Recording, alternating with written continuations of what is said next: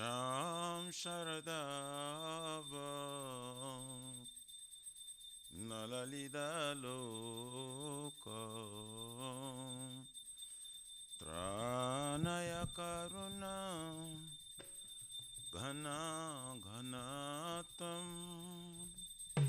Sham Sharadava Nalalida Loka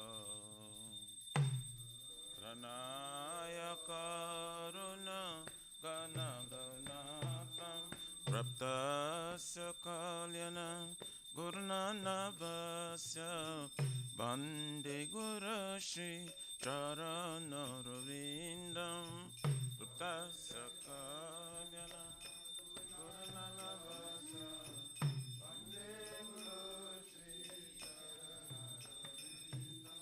Bande Gurashi Charanarvindam Bande Gurashi Charanarvindam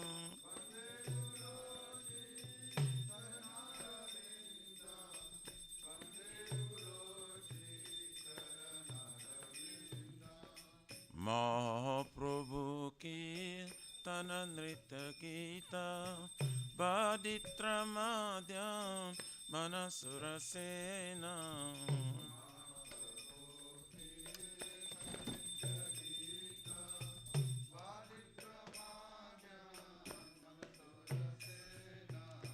Romanchakam pasru taranga bhajo Bande Gurashi Charanarvindam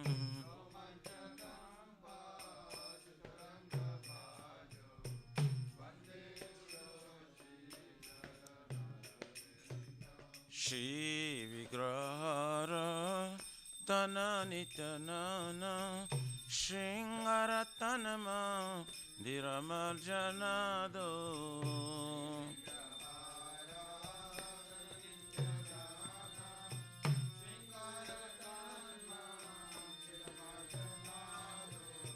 Juktasya bhaktamsa niyunjatapi Bande Gurashi Charanarvindam Juktasya bhaktamsa niyunjatapi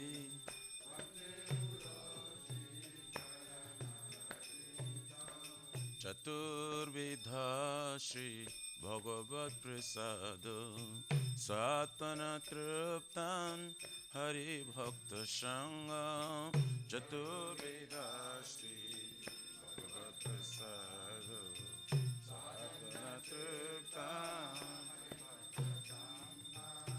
Kridaiva Trupte Bhajata Shadeva Bande Gurashi Charanarvindam Kridaiva Trupte Bhajata Shadeva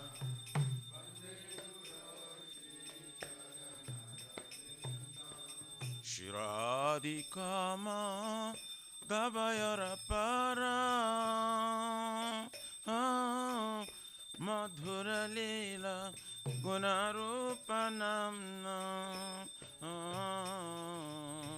Shiradikama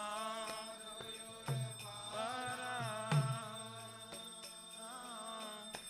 Madhura Leela Gunarupanamna Pratikshana Swa Danalalopasya Bande Gurashi Charanarvindam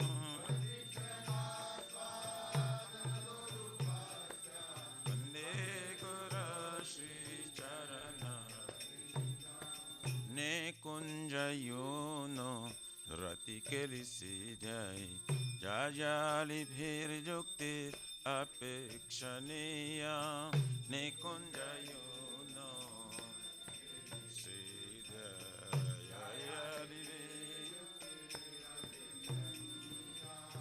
Tatrati dakshat atibalabhasya Bande Gurashi Charanarvindam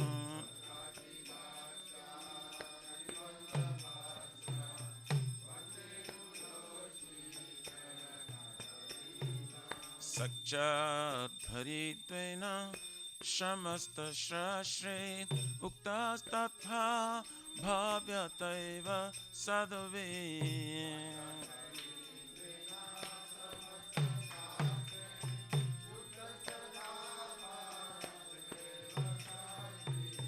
किन्तु प्रभोज प्रिय एव तस्य वन्दे गुरुश्री चरणरविन्दम्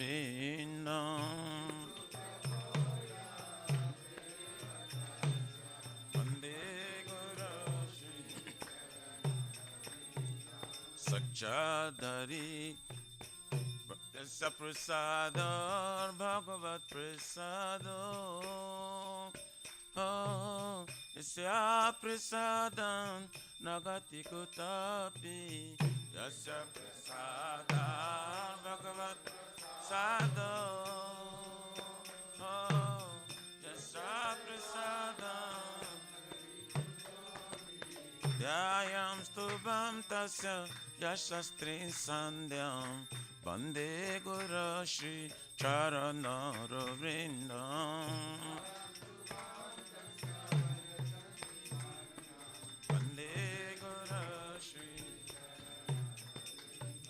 ध्यायां स्तुभं तस्य यशस्त्रीं सन्ध्यां वन्दे गुरुश्री चरणरविन्दम्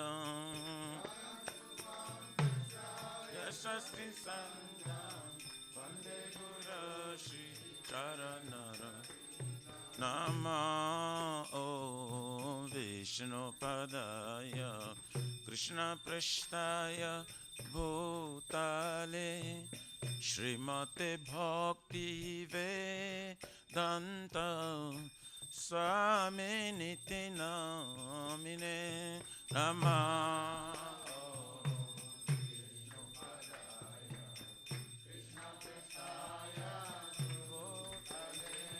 श्रीमते भक्ति वेदांत स्वामिनिति नमस्ते सरस्वती देवे गौरवाणी प्रचारिणे निर्विशेष शून्यवादी पचतारि शतारिणे नमस्ते सरस्वती देवे गौरवाणी प्रचारिणे निर्विशेष शून्यवादी पचतारि शतारिणे जय श्री कृष्ण चैतन्य प्रभु नित्यानंद श्री अद्वैत गदाधर शिवासादि गौर भक्तवृंद श्री कृष्ण चैतन्य प्रभु नित्यानंद श्री अद्वैत गदाधर शिवासादि गौर भक्तवृंद जय श्री कृष्ण चैतन्य प्रभु नित्यानंद श्री अद्वैत गदाधर शिवासादि गौर भक्तवृंद श्री कृष्ण चैतन्य नित्यानंद श्री अद्वैत गदाधर शिवासादि गौर भक्तवृंद जय श्री कृष्ण चैतन्य प्रभु नित्यानंद श्री अद्वैत गदाधर शिवासादि गौर भक्तवृंद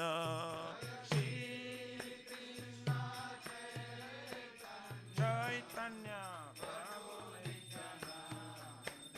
नित्यानंद श्री अद्वैत गदाधर शिवासादि गौर भक्तवृंद हरे Krishna Hare Krishna, Krishna Krishna, Hare Hare, Hare Rama, Hare Rama, Rama Rama, Hare Hare, Hare Krishna, Hare Krishna,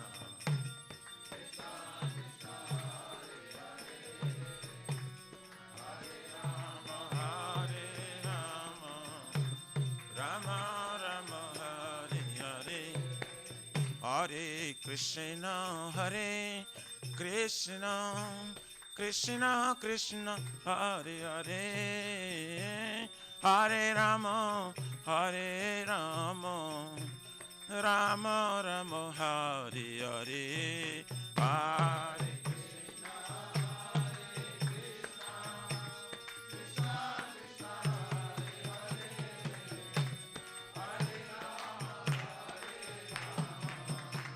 Rama Rama, Hare Krishna, Hare Krishna, Krishna Krishna, Hare Hare, Hare Rama, Hare Rama, Rama Rama, Hare Hare, Hare Krishna, Hare Hare, Hare Rama, Rama Rama, Hare Krishna, Krishna Krishna, Hare Hare, Hare Ram, Ram Ram, Hare Hare.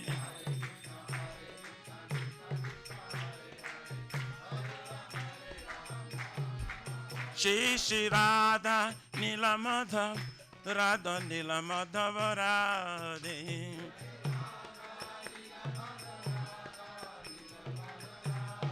Jaya Radha, Damodara Radha, Damodara Radhe.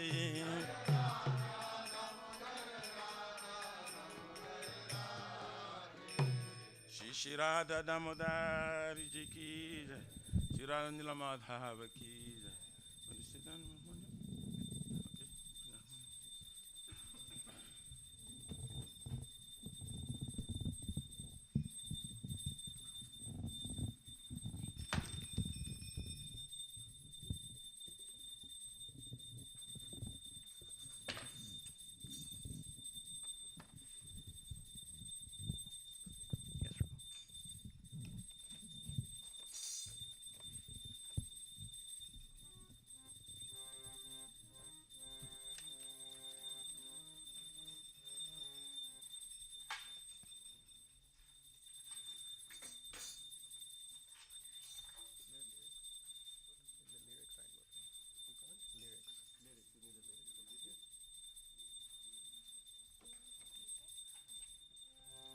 Namami Shwaranam Satchidananda Rupam Lasat Kundalam Gokule Brajamanam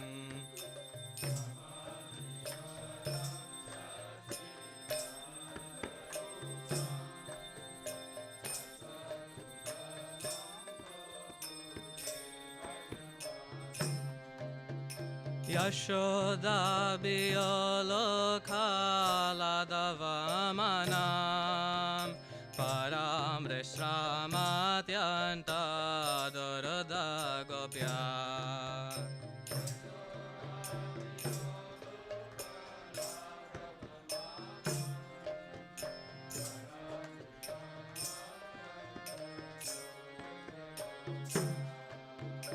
Rudanta Mohurnetra Yogmamrajantam Karambuja Yogmena Satanka Netram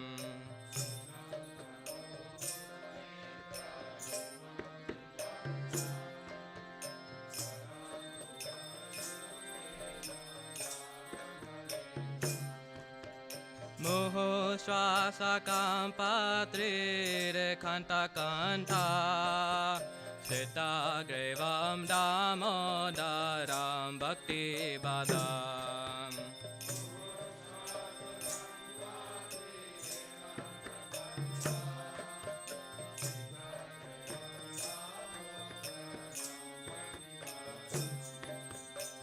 Atidraksvalila kunde Swagosham ne majantam akyapayantam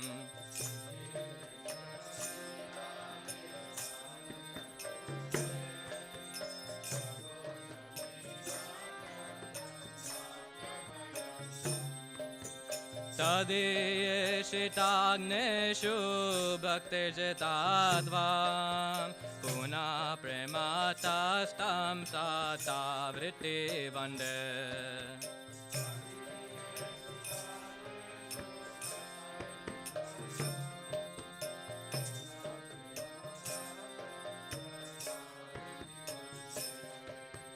Varam deva moksham na mokshavadim va Nachanyam reneham vare sadapiha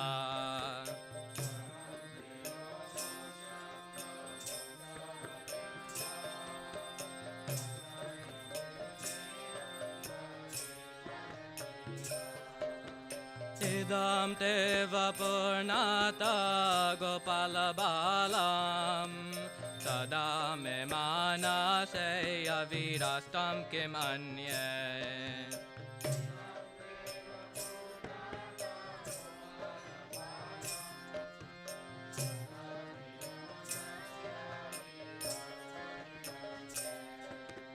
Idam te mokham bojam atyanta nile Vritam kuntale snegdaraktasha gopya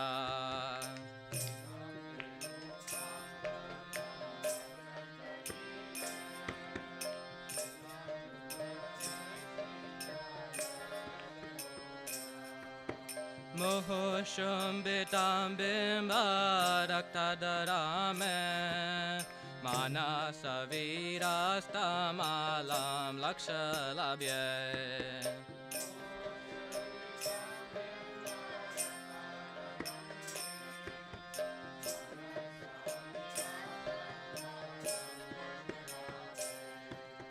Namo Deva Damodarananta Vishnu Prasida Prabodhoka Jalabdi Maganam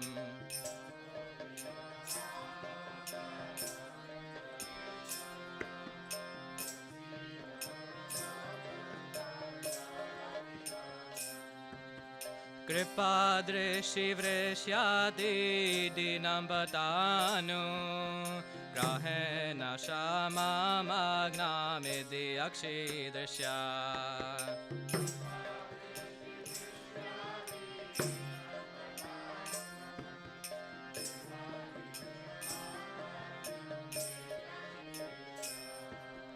Kuverad Majau Badam Orteva Yadvat Tvaya Muchaito Bhakti Bhajo Krito Cha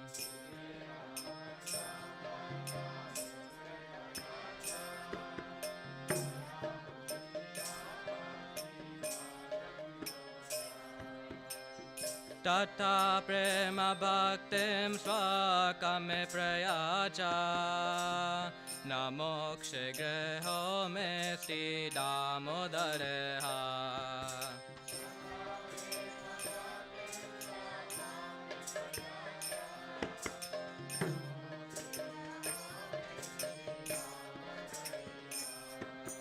Namaste stu damne spruhadipti damane Twadi odarayata vishvashya damne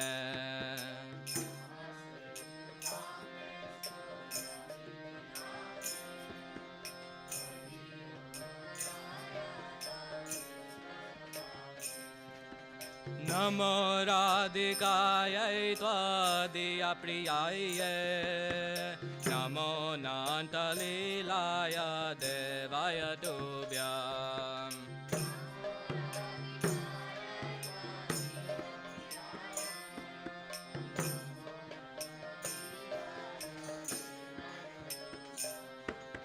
Namo Radhikayai Tvadiya Priyaye Namo Nantaleelaya Devaya Tubhyam.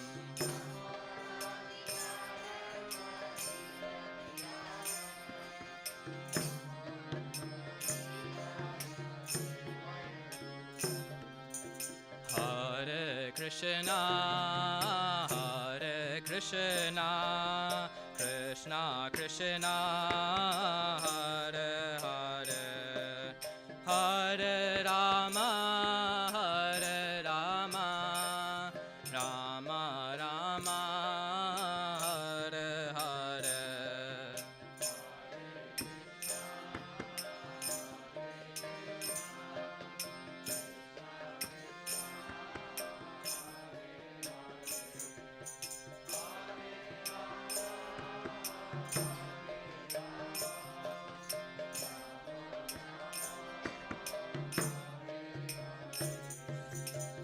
Hare Krishna, Hare Krishna, Krishna Krishna, Hare Hare, Hare Rama, Hare Rama, Rama Rama, Hare Hare.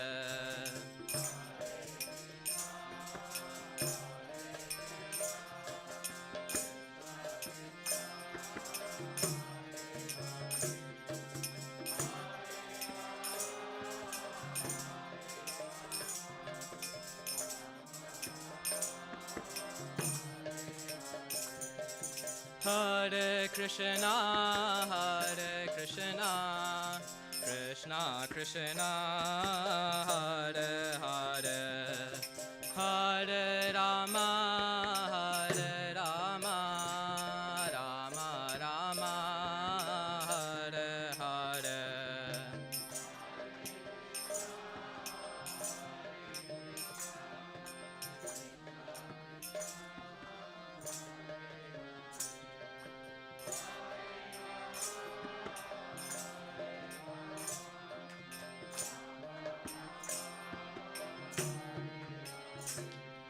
Hare Krishna, Hare Krishna, Krishna Krishna, Hare Hare, Hare Rama, Hare Rama, Rama Rama, Hare Hare.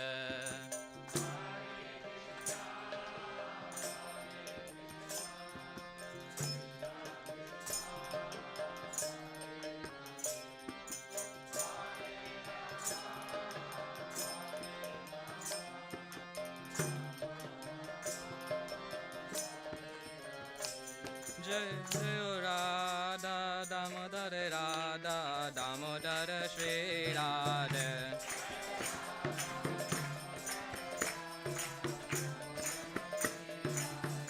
Jai Radha Damodar Radha Damodar Shri Radha.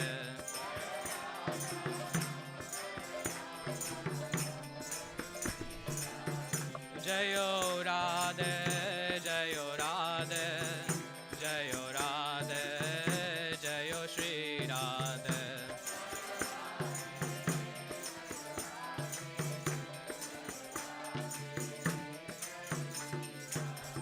Nitya Gaura Hari Bol, Hari Bol, Hari Bol, Nitya Gaura Hari Bol.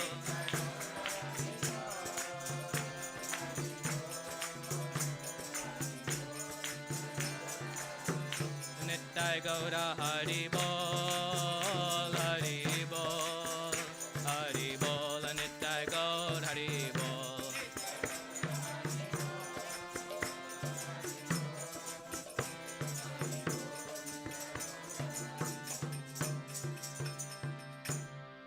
Shri Radha Damodar ki jai, Shri Radha Nil Madhav ki jai.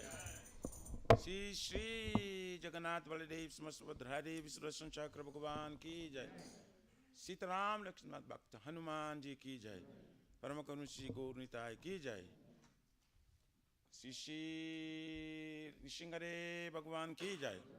Jai Vishnu Par Param Saprabha Jagacchadya Stottara Sarashishyamat ISKCON प्रतिष्ठा विविधि सांस्तपकाचार्य वैष्णव श्रमणि गौर प्रियजन Krishna Prema Bhakti Datta Patita Pavana, His Divine Grace, Abhacharvinda Bhakti Vedanta Swami Maharaj Srila Prabhupada Ji Ki Jai, Shri Gauriya Guru Varga Patiti Udhar Ki Jai, Shri Rup Sanatan Bhatta Raghunatha Shri Jiva Gopala Bhatta Dasa Guna Sat Goswami Prabhus Ki Jai, Namacharya Shri Haridas Thakur Ji Ki Jai, Ananta Koti Vaishnavrinda Ki Jai, Prem Si Kaho Shri Krishna Chaitanya Prabhu Nityanand श्रद्धेत Gadadhar शिवसरि गौर भक्तविंद की जय परम दयाल से नित्यानंद प्रभु की जय प्रेम नाम संकीर्तने के जनक प्रेम पुरुषोत्तम सच्चिदानंद लक्ष्मण गौरंग चैतन्य महाप्रभु गौरहरि महावृनाय अवतार की जय निताय गौरहरि प्रमानंदे हरि बोल all glories to the assembled bodies all glories to the assembled bodies all glories to the assembled bodies all glories to Shri Guru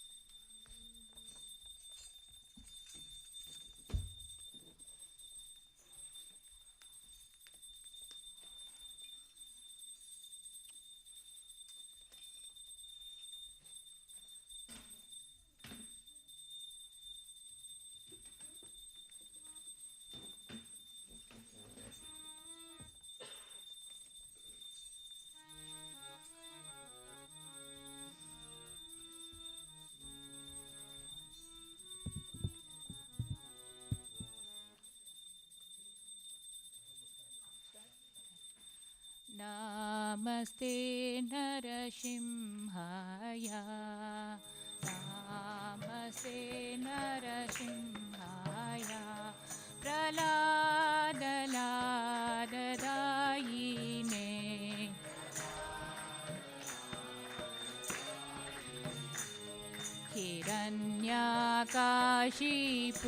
Hiranyakashipurvakshaha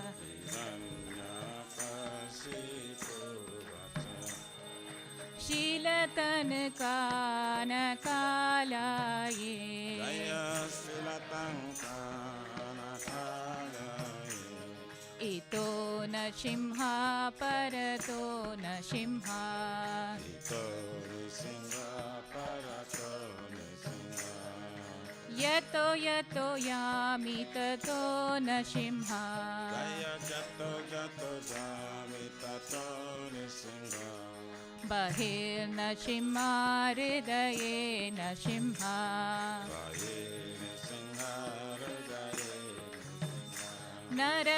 Narasimhamadim sharanam prapadye Narasimhamadim sharanam prapadye Tava kara kamalavare naka adbhuta shringa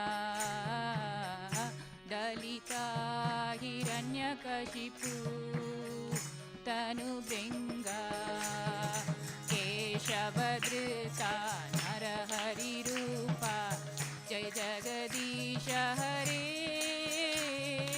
Jai Jagadisha Hare Jai Jagadisha Hare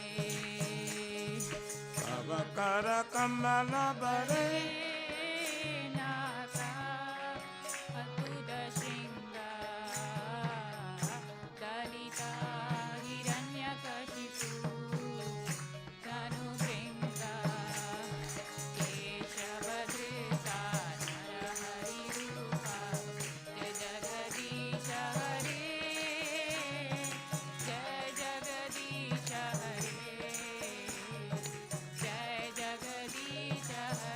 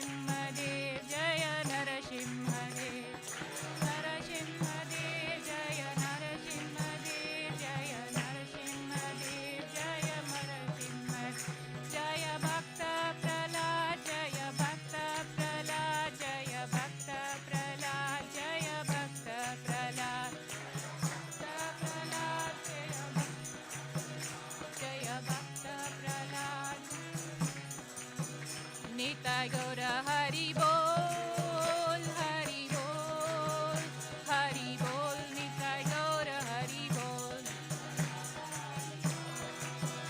Hari Bol, Hari Bol, Nittai Gaura Hari Bol.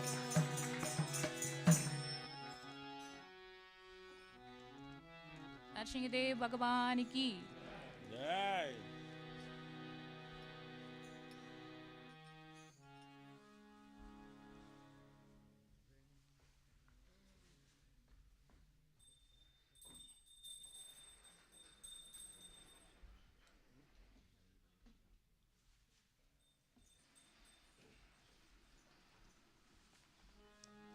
Shri वृंदाई तुलसी देवाई प्रिय के सब सत्य विष्णु भक्ति प्रादेवे सत्तवताय नमः।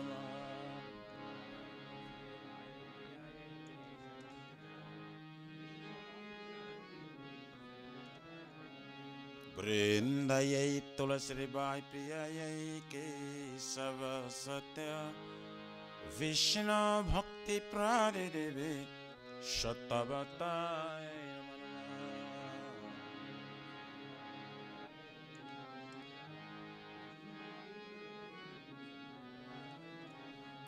वृंदाई तुलसी देवाई प्रिय के सब सत्य कृष्ण भक्ति प्रादेवे सत्तवताय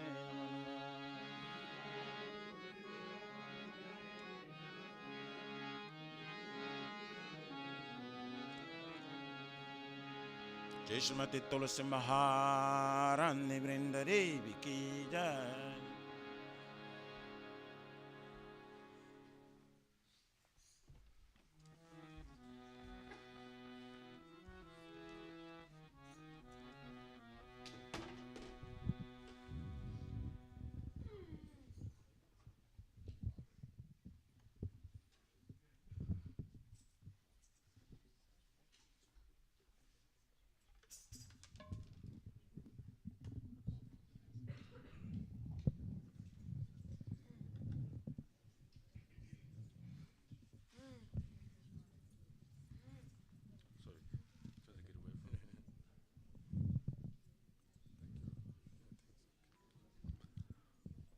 Namo Namaha Tulasi Krishna Prayasi Namo Namaha Tulasi Krishna Prayasi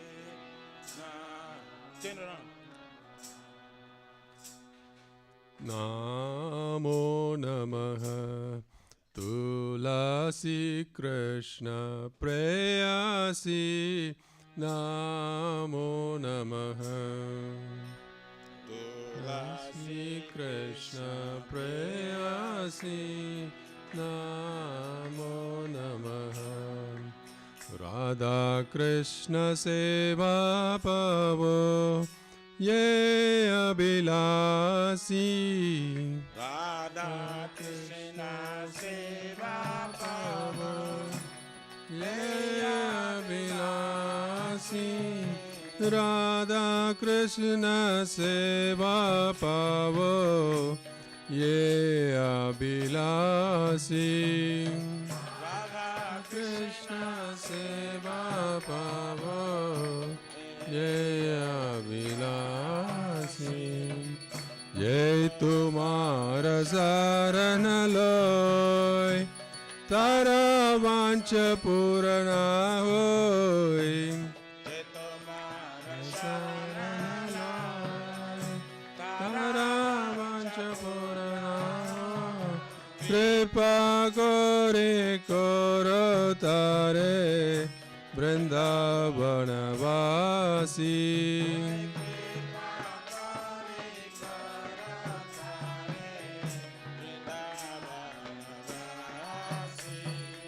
Moraye Abhilas Vilas Kunja Diovas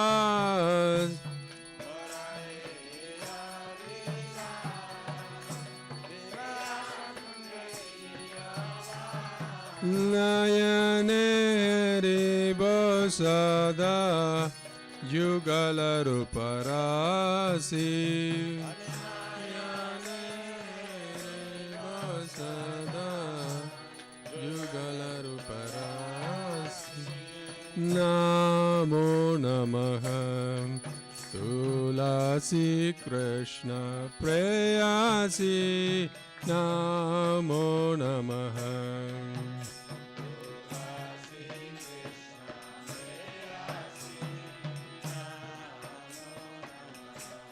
हे निवेदनदर सकीरानुगत करो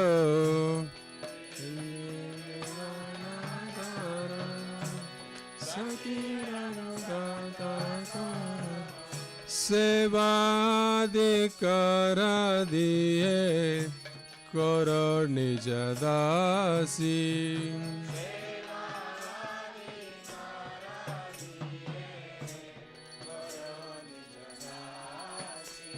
बिना कृष्ण दास कोई ये न मोरा होय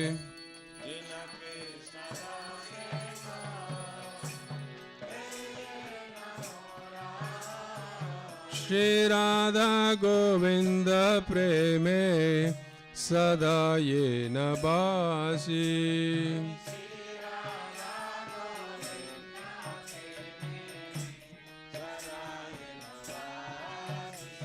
श्री राधा गोविंद प्रेमे सदा ये न बासी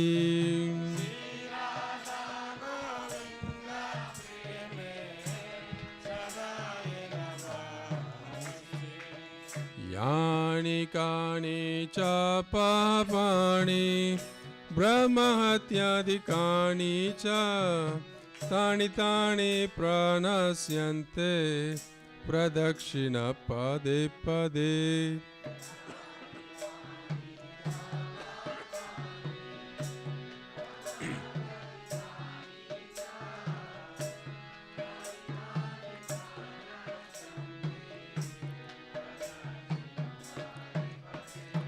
यानि कानि च पापानि ब्रह्महत्यादिकानि च तानि तानि प्रणश्यन्ते प्रदक्षिण पदे पदे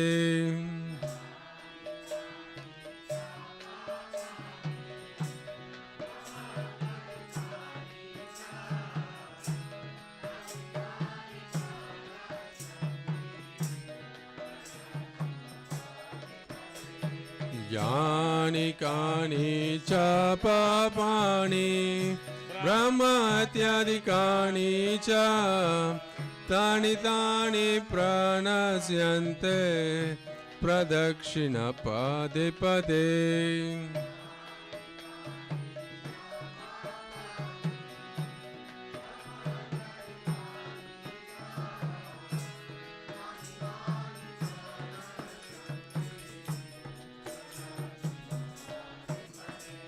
Hare Krishna, Hare Krishna, Krishna Krishna, Hare Hare, Hare Rama, Hare Rama, Rama Rama, Hare Hare.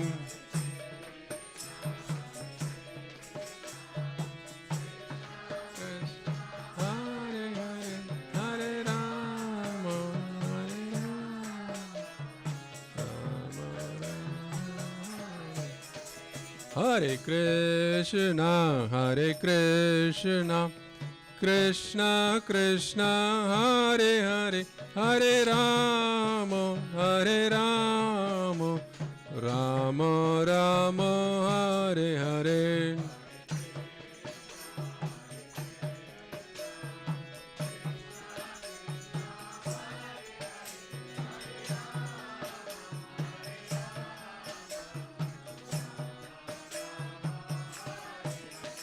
Hare Krishna, Hare Krishna, Krishna Krishna Hare Hare Hare Rama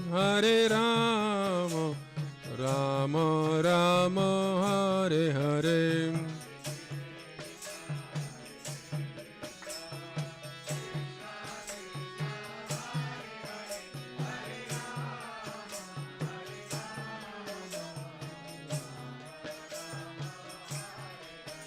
Hare Krishna, Krishna Krishna, Hare Hare, Hare Rama, Rama Rama, Hare Hare.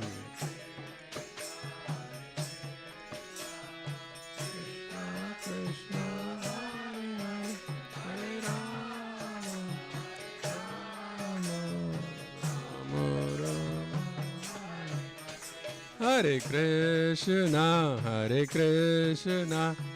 Krishna Krishna, Hare Hare, Hare Rama, Rama Rama, Hare Hare.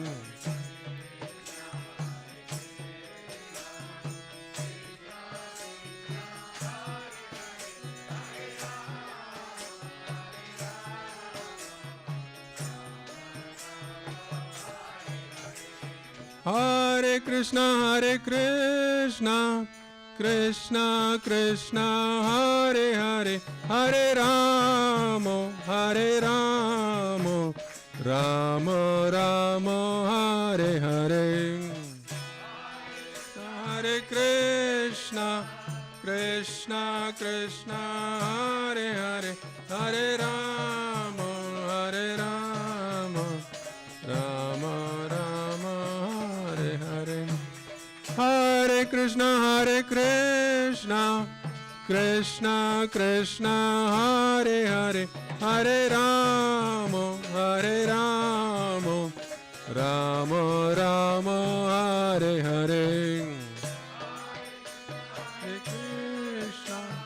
Krishna, Krishna, Hare Hare, Hare Rama, Rama Rama, Hare Hare. Jaya Tulsi Maharani, Jaya Tulsi Maharani, Jaya Tulsi Maharani, Jaya Tulsi Maharani.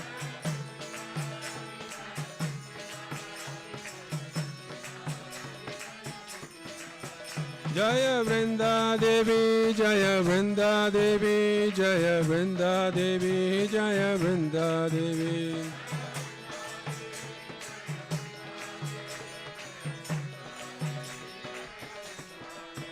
Nitai Gaura Hari Bol, Hari Bol, Hari Bol, Nitai Gaura Hari Bol.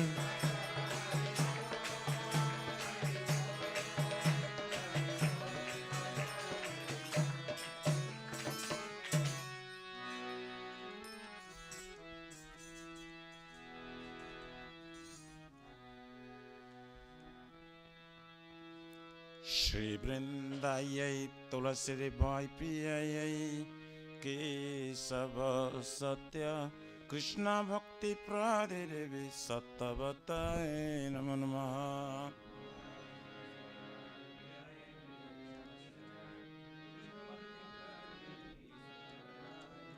Vrindayai Tulasiri Bhai Priyayai Kesava Satya Vishnu Bhakti Pradevi Sattavatai Namo Namaha.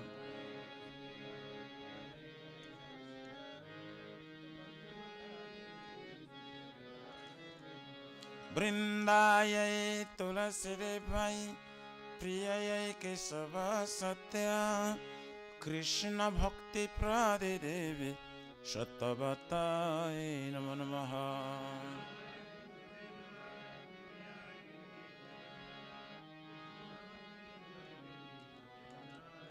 Jai Srimati Tulasi Maharani Vrinda Devi ki jai.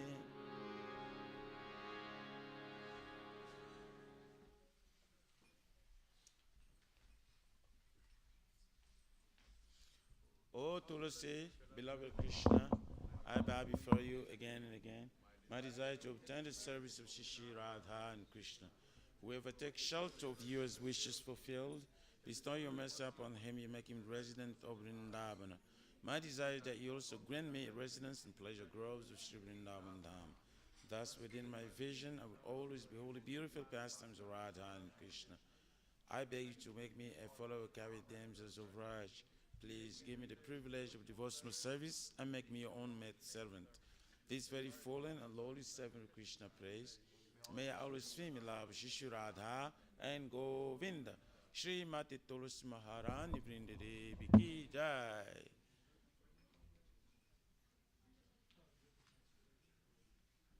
Shri Chaitanya Mahaprabhu Sikhastakam Ki Jai.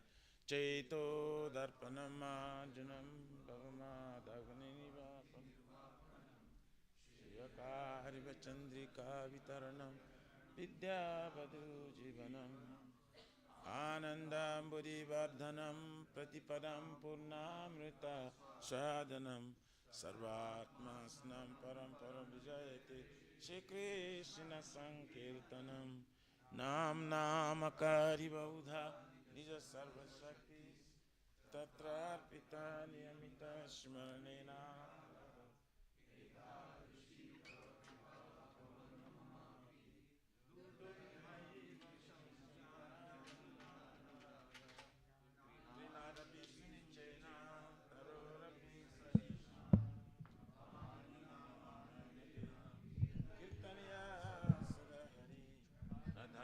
Janam na sundarim kavitam va jagadisha kamaye mama janmani janmani shri bhavata bhakti raitu kitai oinanda tanuja kinkaram paritamam visame bhavandudo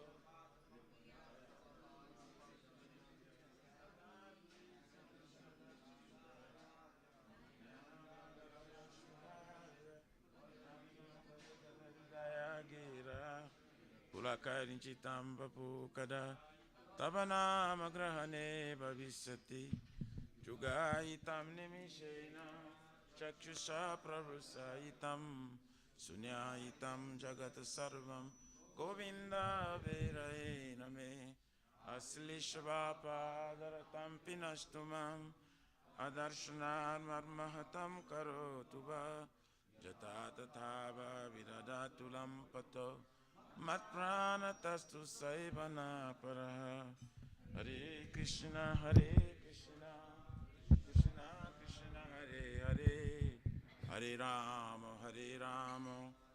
Rama Rama Hare Hare Shri Chaitanya Mahaprabhu Shikyastakam Ki Jai Namo Mahavaranayo Krishna Prema Pradayate Krishnayo Krishna Chaitanya Namine Gaurati Shinama Namam Vishnu Padaya Krishna Pristaya Bhutale Shmate Bhakti Vedanta Swaminitinam Namaste Saraswati Devam Gauravani Pracharine Nivishesha Sunnavadi Patsatari Satarine.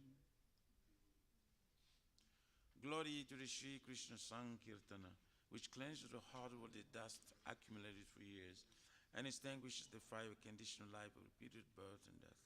This Sankirtana moment is the prime benediction for humanity at large, because it spreads the rays of the benediction moon. It is the life of all transcendental knowledge. It increases the ocean of transcendental bliss and enables us to fully test the nectar for which we're always anxious. O my Lord, your holy name alone can render all benediction to living beings, and thus we have hundreds and millions of names like Krishna and Govind. In these transcendental names, you have invested all your transcendental energies. There are not even hard and fast rules for chanting these names, O my Lord. Out of kindness, you enable us to easily approach you by your holy names, but I'm so unfortunate I have no attraction for them. Once you chant the holy name of the Lord in a humble state of mind, thinking oneself a lord and stroll in the street, one should be more tolerant than a tree, devoid of all sense of false prestige, and should be ready to offer respect to others. In such state of mind, one can chant the holy name of the Lord constantly. O Almighty Lord, I have no desire to accumulate wealth, nor do I desire beautiful women, nor do I want any number of followers. I only want your cause of devotional service birth after birth. O son of Maharaj Nanda Krishna, I am your eternal servitor. Yes, some or other, I'm fallen in this ocean of birth and death. Please pick me up from this ocean of death and place me as one of the atoms at your lotus feet. Oh my Lord, when will my eyes will be decorated with tears of love, flowing constantly when I chant your holy name? When will my voice choke up, and will the hairs of my body stand on end with the recitation of your name? Oh Govinda, feeling your separation, I am considering a moment to be like 12 years or more. Tears are flowing from my eyes like torrents of rain, and I'm feeling old, vacant in the world in your absence. I know no one but Krishna as my Lord, and he should remain so, even if sandals me rightfully by his embrace, or makes me broken-hearted by not being present before me. He is completely free to do anything and everything, for he is always my worshipful Lord, unconditioned. Sri Chaitanya Mahaprabhu, Sri Kyastakam Ki Jai. There are 10 offenses in a matter of chanting the holy name of the Lord that should be avoided. They are as follows. 1. To blaspheme. The devotee who dedicated life for propagating the holy name of the Lord. 2. To consider names of the demigods, the Lord Shiva and Lord Brahma, to be equal to or independent of the name Lord Vishnu. 3. To disobey the orders of the spiritual master. 4. To blaspheme the Vedic scriptures or scriptures and pursuits of Vedic version. 5. Consider the glories of chanting Hare Krishna to be imagination. 6. To give some interpretation to the holy name of the Lord. 7. To commit sinful activities on the strength of chanting the holy name. 8. To consider the chanting of Hare Krishna as one of the auspicious ritualistic activities which are often Vedas as fruitive activities, karma kanda. 9. To instruct the faithless person about the glories of holy name. And 10. Do not have complete faith in chanting the holy names and to maintain material attachments, even if understanding so many instructions on this matter.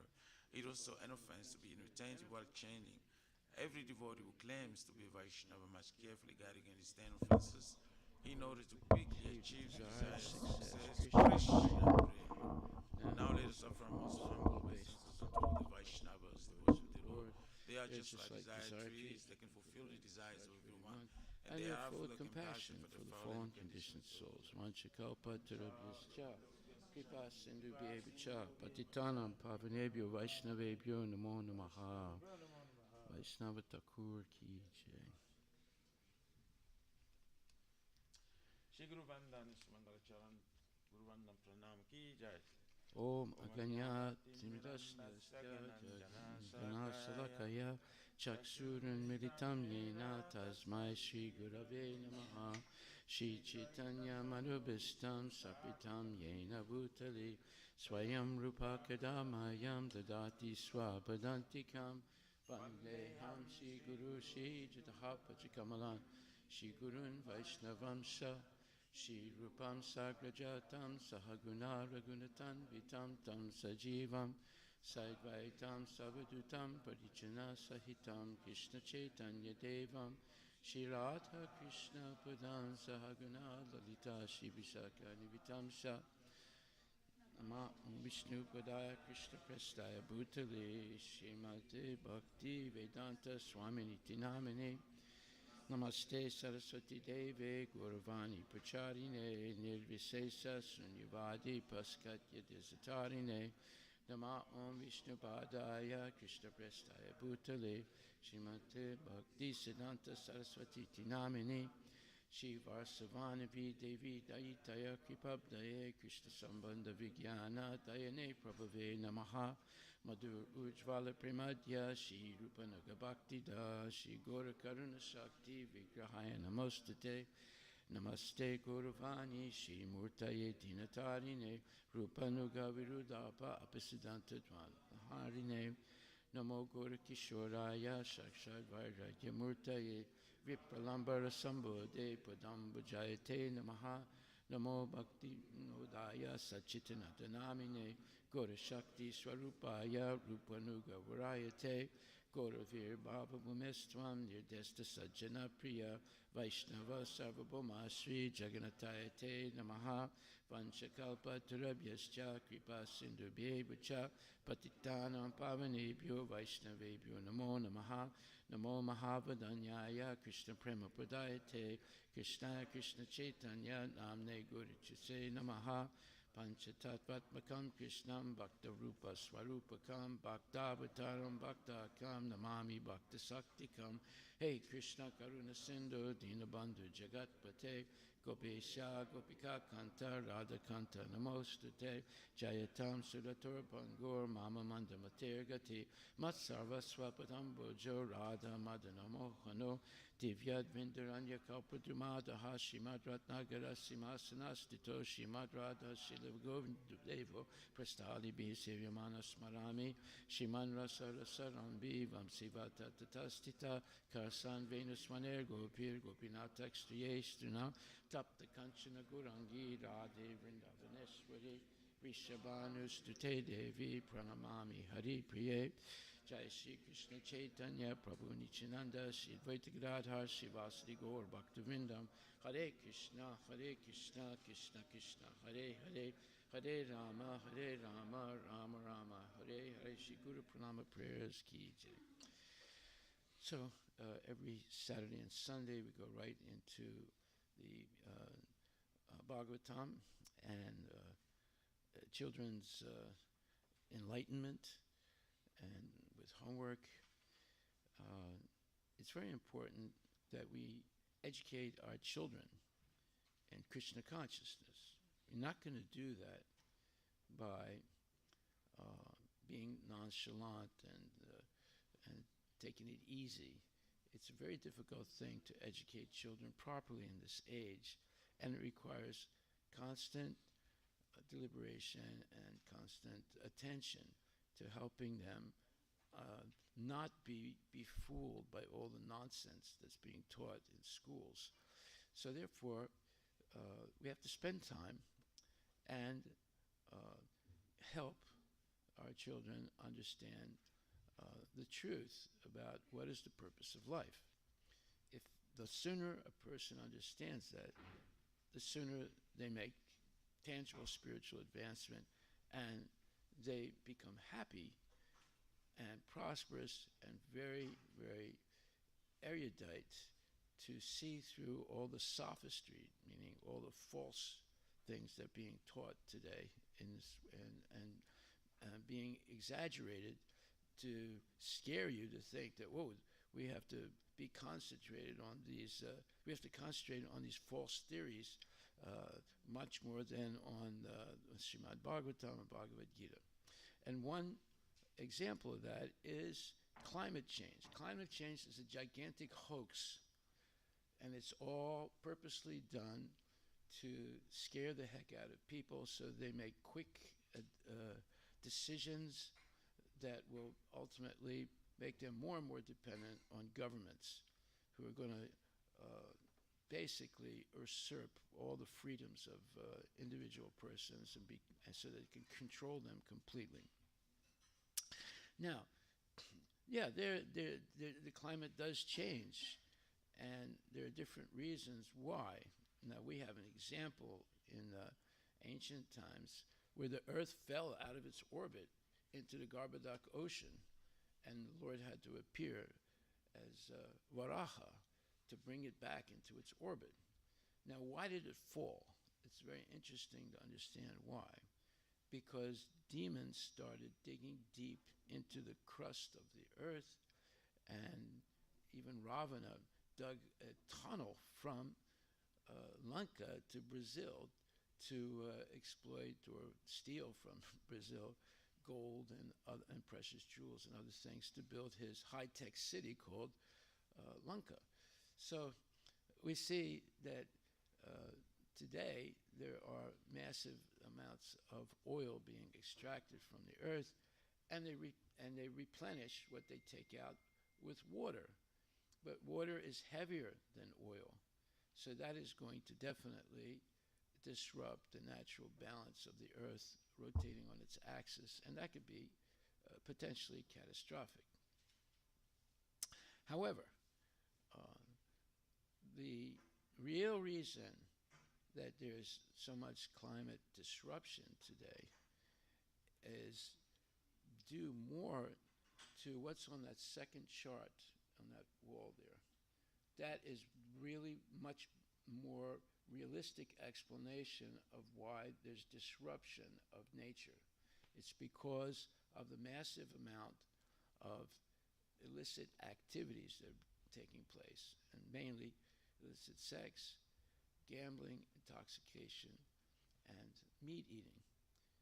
And each one of those things requires, not requires, but each one of those things uh, has a very negative result, not only on people, but on the climate also, especially when in America alone, they're killing 55 billion animals to supply meat to crazy people who want to eat dead bodies.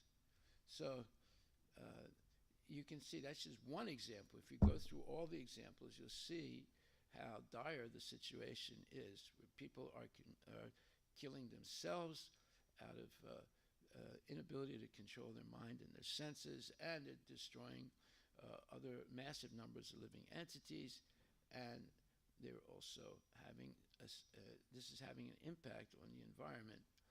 So that is much more realistic, because no matter how much oil they pull out of the earth, they're not going to do what Ravana and other demons did. That's go right through the center of the earth, on the other side of the earth, and completely disrupt the balance of the axis of the earth. So we see, basically, it's a false narrative about climate change. And our homework for today. Did anyone bring the homework? No? Yes? Okay, why don't you read your homework? Huh? The what? Oh, yeah, that's right. It was last week's homework, I'm sorry, about the climate, right? Yeah. Okay. All right. You come and read your homework. That's okay. I'll speak about that also. Last week's homework was to read an article that was in the newspaper of how one season of fires in California wiped out 17 years of California, doing all kinds of things to improve, let's say, their carbon impact on their state. It wiped out and doubled the contamination. They wiped out all the so-called good things they did to be climate, let's say, responsible, and it doubled the contamination on the state of California. One season of fires in California in 2020 wiped out 17 years of all the composting and this thing and that thing that they forced people to do in order to reduce the carbon imprint on the environment. So you see, this is nonsense what they're doing. It's not because you compost your bottles and this thing or that thing. That's not going to make a major difference. Or your cars, the car emissions is not going to make a major difference on the environment, because one earthquake or one season of fire can wipe out all the good things you did and double the contamination. And that's the proof of it. So I gave that article to the kids to write, and Shrestha gave a wonderful explanation. Let me read that first. You can come here and be ready to read your thing. I know but you will read that. Let me read what she wrote, because it is very good.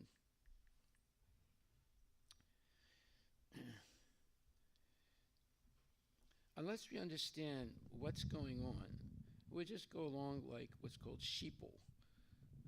People that act like sheep, they just follow one sheep that falls off a cliff, and they all jump off the cliff.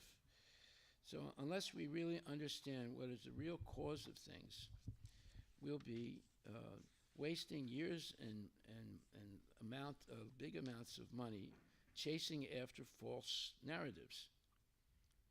Let's see if I can find this. Where is there?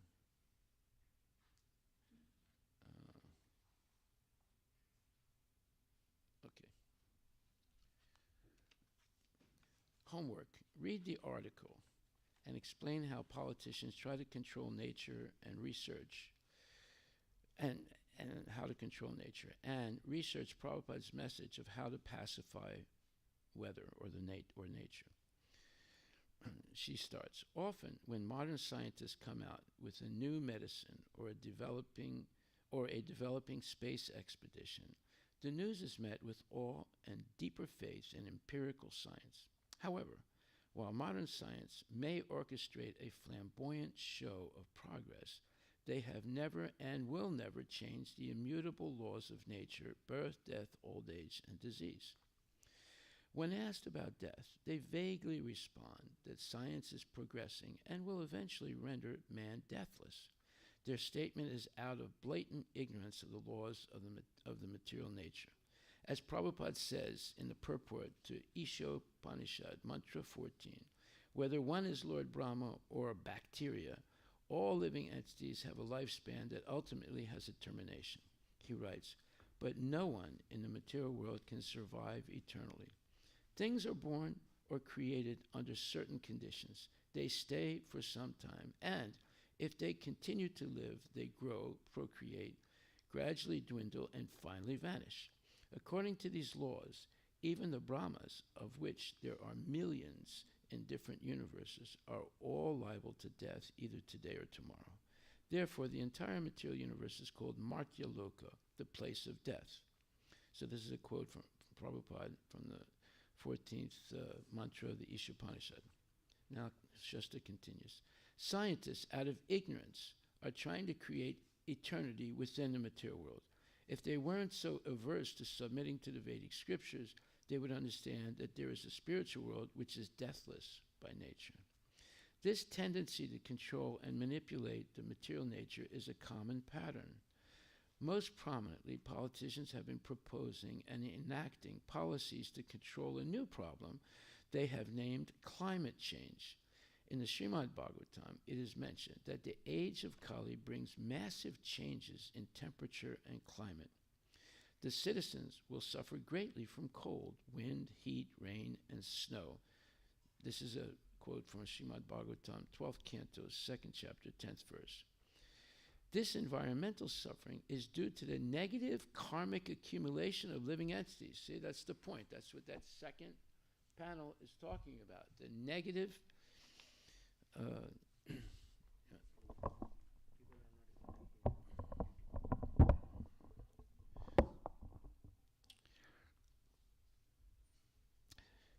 This environmental suffering is due to the negative karmic accumulation of the living entities. Although scientists have identified this quality of Kali Yuga, they have not understood that climate change is unavoidable as the age progresses. Recently, the news of wildfires in California proves this statement. As the article states, researchers estimated that about 127 million metric tons of carbon dioxide equivalent were released by the fires, compared with about 65 million metric tons of reductions achieved in the previous 18 years. And this is in the state of California. Let me read that again. Although scientists have identified this quality of Kali Yuga, they have not understood that climate change is unavoidable as the age progresses. Recently, so in other words, we're in Kali Yuga, and things are going to get worse. It's predicted already in the Srimad Bhagavatam, 12th canto. We're not going to be able to stop it. Right? But the scientists also understand, they've identified this quality of Kali Yuga. They have not understood that climate change is unavoidable as the age progresses. Recently, the news of wildfires in California proves this statement. As the article states, researchers estimated that about 127 million metric tons of carbon dioxide equivalent were released by the fires. These are fires on 2020, right? Compared with about 65 million metric tons of reductions achieved in the previous 18 years by composting and all the different things that they're asking people to do, right? And above all, they're asking people to change to electric cars and stop driving, petrol cars. So 18 years of inching progress has been wiped away in a few days by the will of nature. This is because the modern scientific mindset is flawed. Nature cannot be dominated. Right. As Srila Prabhupada puts it, no one can dominate Krishna. It is the conditioned soul who tries to dominate material nature and is instead subjected to the laws of material nature and the sufferings of repeated birth and death. The Lord comes here to reestablish the principles of religion, and the basic principle is the development of an attitude of surrender to Him. This is the Lord's last instruction in the Bhagavad Gita 1866. Sarvadharmam parityaja mamekam saranam vraja. Give up all other processes and just surrender unto me alone. Unfortunately, foolish men have misinterpreted this prime teaching and misled the masses of people in diverse ways. People have been urged to open hospitals, but not to educate themselves to enter into the spiritual kingdom by devotional service. They have been taught to take interest only in temporary relief work, which can never bring real happiness to the living entity. They start varieties of public and semi-governmental institutions to tackle the devastating power of nature, but they don't know how to pacify insurmountable nature. This is a quote by Prabhupada, by the way. Ishopanishad, Mantra 14. All of modern science is focused, now Shrestha is writing, all of modern science is focused on this temporary relief work. What is the point of painstakingly developing medicines when the living entity receiving the medicine will be born again with a new body and a new set of diseases? Why shall we create inventions for comfort in this material world when it is temporary? Although these scientific pursuits seem noble from the godless perspective, from the Vedic perspective, they do nothing to uncover the consciousness of the soul. This covered consciousness is the reason that climate change, disease, poverty, and many other integral problems of society cannot be fixed. The solution to the complex tapestry of issues lies in Bhagavad Gita, as Srila Prabhupada says in the purport of Isho 14. Many men are advertised as great scholars of the Bhagavad Gita, but they overlook the Gita's message, by which material nature can be pacified. Powerful nature can be pacified only by the awakening of God consciousness, as clearly pointed out in Bhagavad Gita 7.14. Bhagavad Gita 7.14 translation states, this divine energy of mine, Krishna says, consisting of the three modes of material nature, is difficult to overcome, but those who have surrendered unto me can easily cross beyond it. Just like a child takes shelter of his father when teased by his older brother, one needs to take shelter of the Supreme Lord in order to escape the miseries of material nature. Srila Prabhupada explains in the purport, another meaning of guna is rope. It is to be understood that the conditioned soul is tightly tied by the ropes of illusion. A man bound by the hands and feet cannot free himself. He must be helped by a person who is unbound. Because the bound cannot help the unbound, the rescuer must be liberated. Therefore, only Lord Krishna or his bona fide representative, the spiritual master, can release the conditioned soul. Without such superior help, one cannot be freed from the bondage of material nature.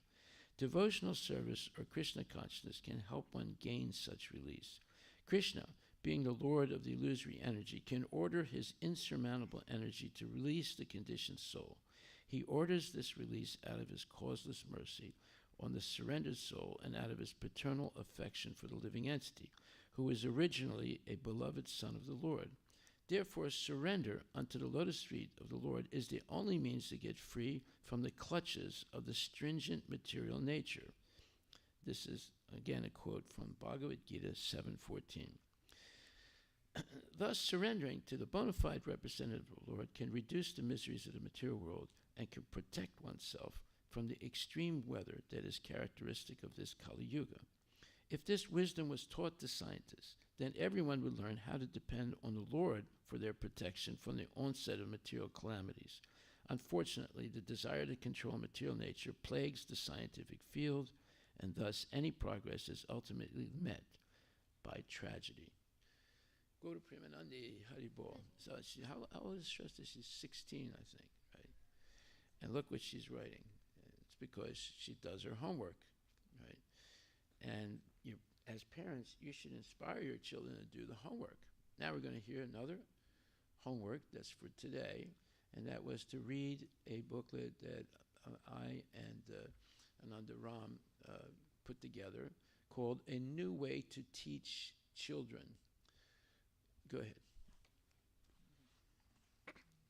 This is a pamphlet. It's about 20 pages in which we do what's called integral teaching, where we teach science and Krishna consciousness side by side together. Go ahead. So we were supposed to give our opinion on it, right? You're supposed to, yeah, the homework was they should read the whole booklet and give their opinion and any suggestions they have to improve it, or any suggestions they have that think that some of it needs to be changed. Go ahead. Okay, so if it's like for people that are like really new, then I don't think they like understand like the words material nature and Godhead and devotional service and conditions, so like that if they're like completely new. But I like the references and the verses and the pictures and examples, and like even when the philosophy was like spiritual, it still had like some it had a way for like people in this like right now to also understand it, because you gave like materialistic kind of like references, and then I liked all the elaboration on the food because it's like a really important part, like where did I the eating food, offering food, and types of food. And I liked how when you put the verses, you gave like a really thorough explanation of them. It's easy to understand. It's also got some like it's got a lot of scientific information as well, like the not like the negativities of eating like meat and that kind of stuff. And it was also talking about how all the plants and all the animals and how all living entities are like unique and special.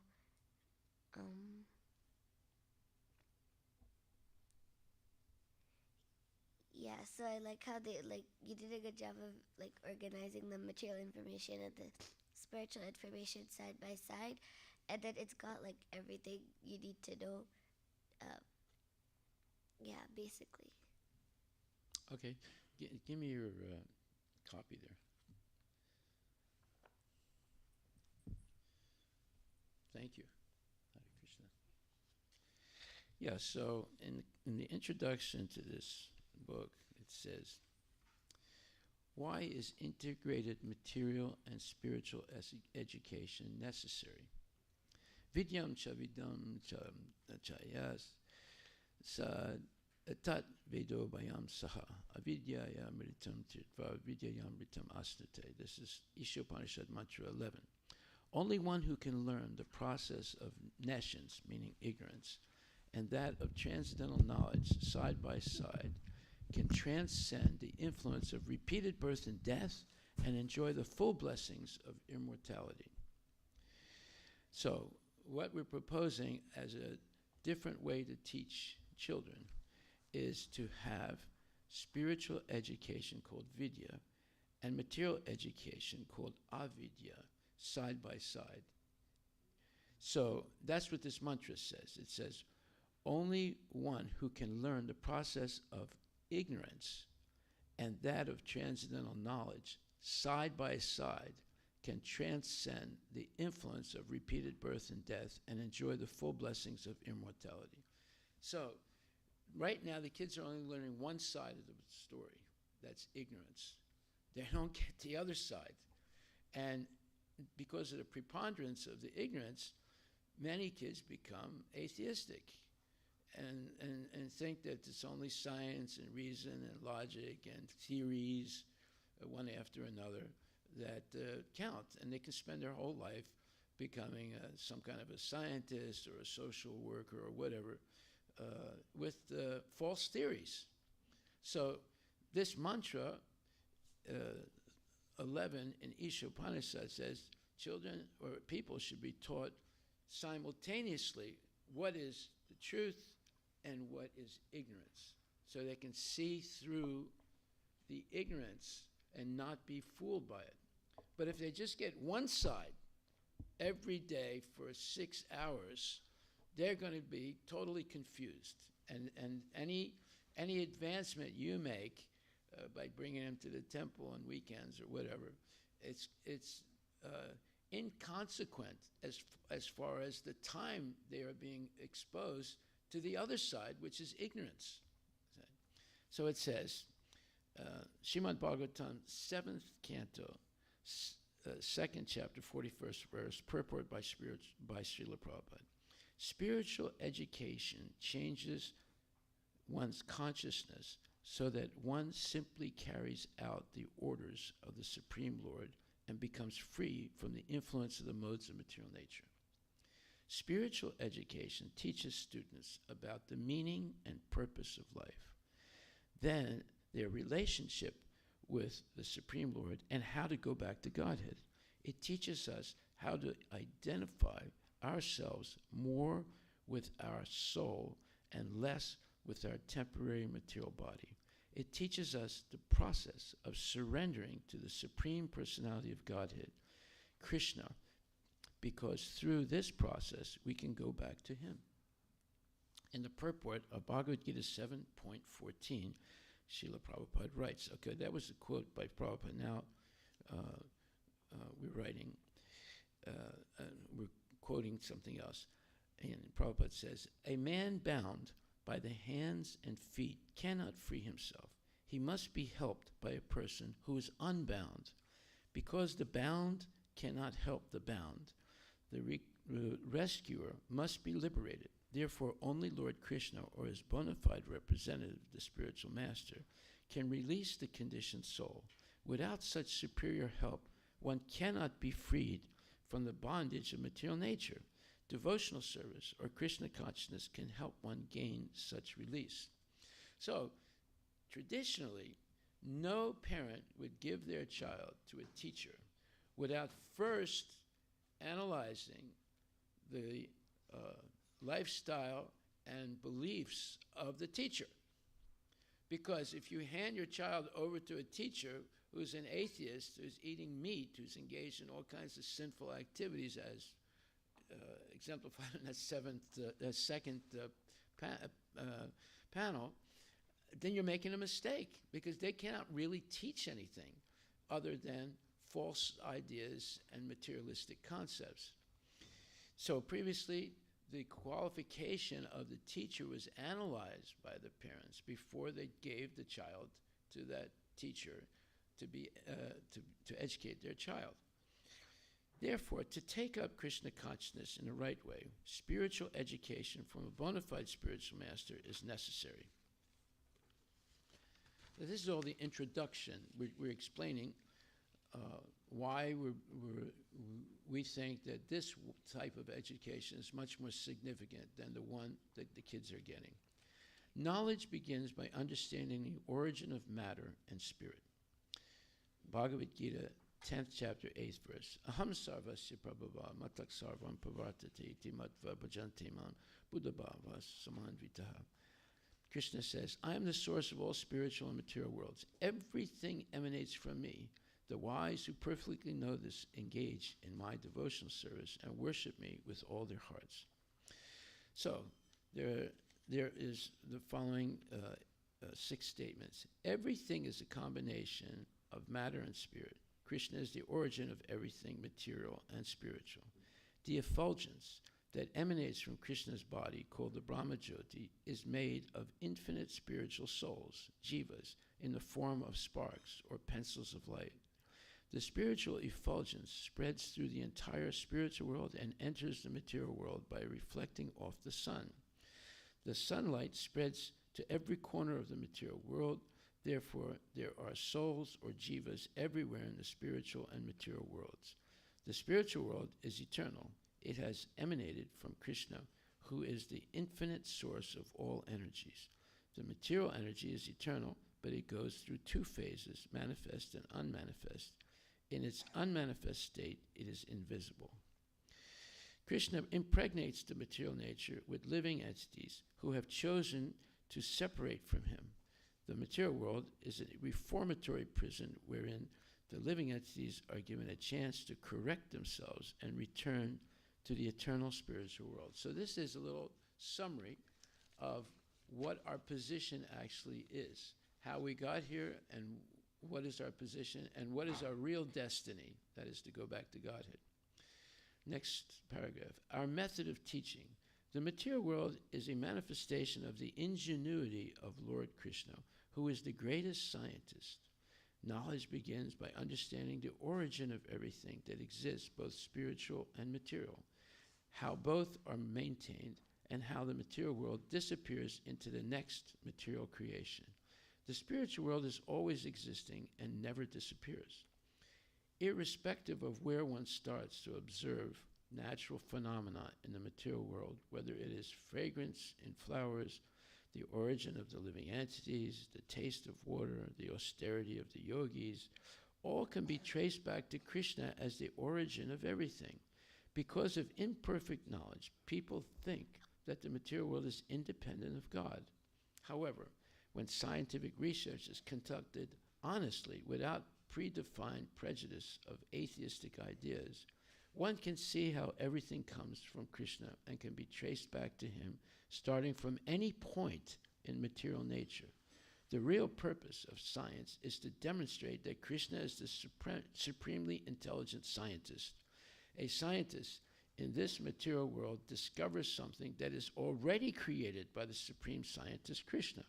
Any claim that matter organizes itself is not scientific. It is the personal speculation of atheistic persons who are envious of the ingenuity of God's superior intelligence. We will now examine the verse 7.9 from the Bhagavad Gita and demonstrate how everything emanates from Krishna, is maintained by the Lord, and returns back to Krishna. There is nothing independent of Lord Krishna. So that now it begins the teaching. We begin with a verse of Bhagavad Gita. Punyo chasmi vibhavaso jivanam sarvabhutesu tapas chasmi tapasrisu. Okay, and it starts punyo ganda prativyam cha. So this says, Krishna says, I am the original fragrance of the earth, and I am the heat and fire. I am the life of all that lives, and I am the penances of the ascetics. So we analyze every line of this, 4 lines of this verse, and we show what we know from material science, how they explain the fragrance of a flower. And you have to get into understanding the carbon cycle, and you have to understand how to read the carbon, oxygen, and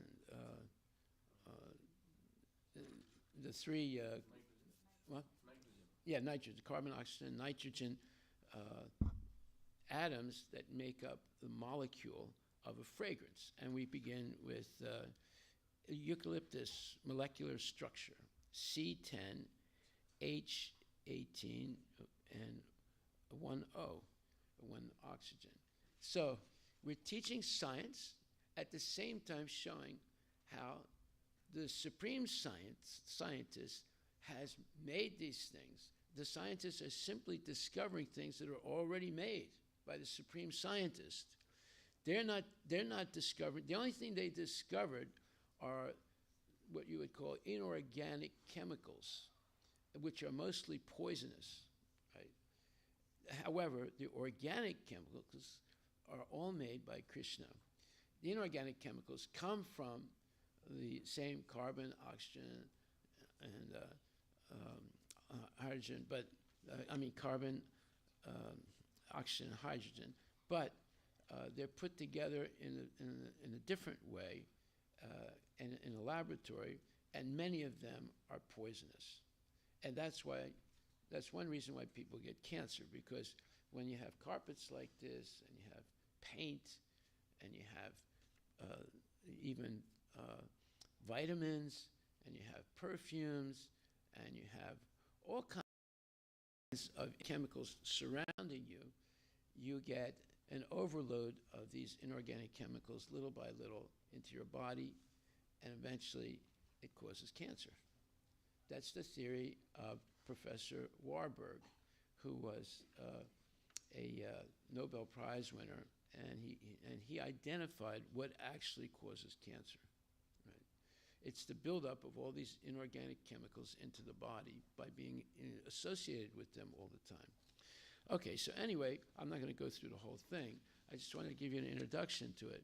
This is a different way to educate kids. And if we develop this, it'll be beneficial not only to our kids, but to the outside people also. They don't have to all be Indians. Anyone would be benefited by this way of education. Right? So anyway, that was their homework. Now the homework that I gave yesterday is very interesting. It is to so is Adi Dave here? Yes, ma'am. You have it? Yes, ma'am. The homework was to find out what is DNA. DNA. Say. Yeah, and get the general idea what is DNA and see what they have done to imitate God. Yeah, it's take a human being from DNA. this is very interesting because DNA is the most complicated thing in the world. It has more than 3 million different aspects to it, right? And the DNA, and all the scientists know that the DNA defines a human being, right? It's extremely complicated. They don't understand everything about it, right? Now, who made the DNA? They didn't make the DNA. And they're saying this is the human being. The human being is formed by this DNA in the body, and it's extremely complicated, right? Did it happen by accident, as they say? It's impossible. Mathematically, it's impossible to put so many things together. Like, if you had to make, let's say you're doing object-oriented research, programming, right? How many functions do you have in a normal program? Do you know? How many? Huh? What do you say? Huh? No. No, a normal, program has around 3,000 functions, and they have to be put in sync. They have to be put together, so so that the computer doesn't crash, right? DNA has 3 million functions. You see, they can't even imagine how complicated. They know it's complicated, but who put it together? You put 3,000 functions together. First of all, it requires a lot of people to do that. And you have to use object-oriented programming, which tries to eliminate human mistakes. But yet, when Bill Gates goes to Las Vegas to show his new program, oftentimes it crashed in the fair, So you see, it's not an easy thing to put together 3,000 functions, right? DNA has 3 million functions. You see how complicated it is. Now, kids should be taught these things right away because it shows how nonsense the scientists are. And they look at it and they're amazed, and they're trying to figure out, how to use it. They want to, tweak the DNA so they can heal cancer or do this or do that. They're not going to succeed. But anyway, but all they do is discover something that already is there, that somebody else made.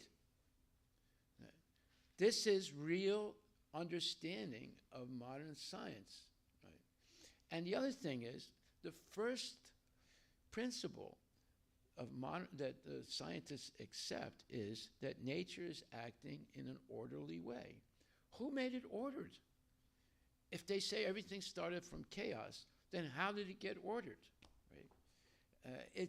It's completely impossible to understand why such intelligent people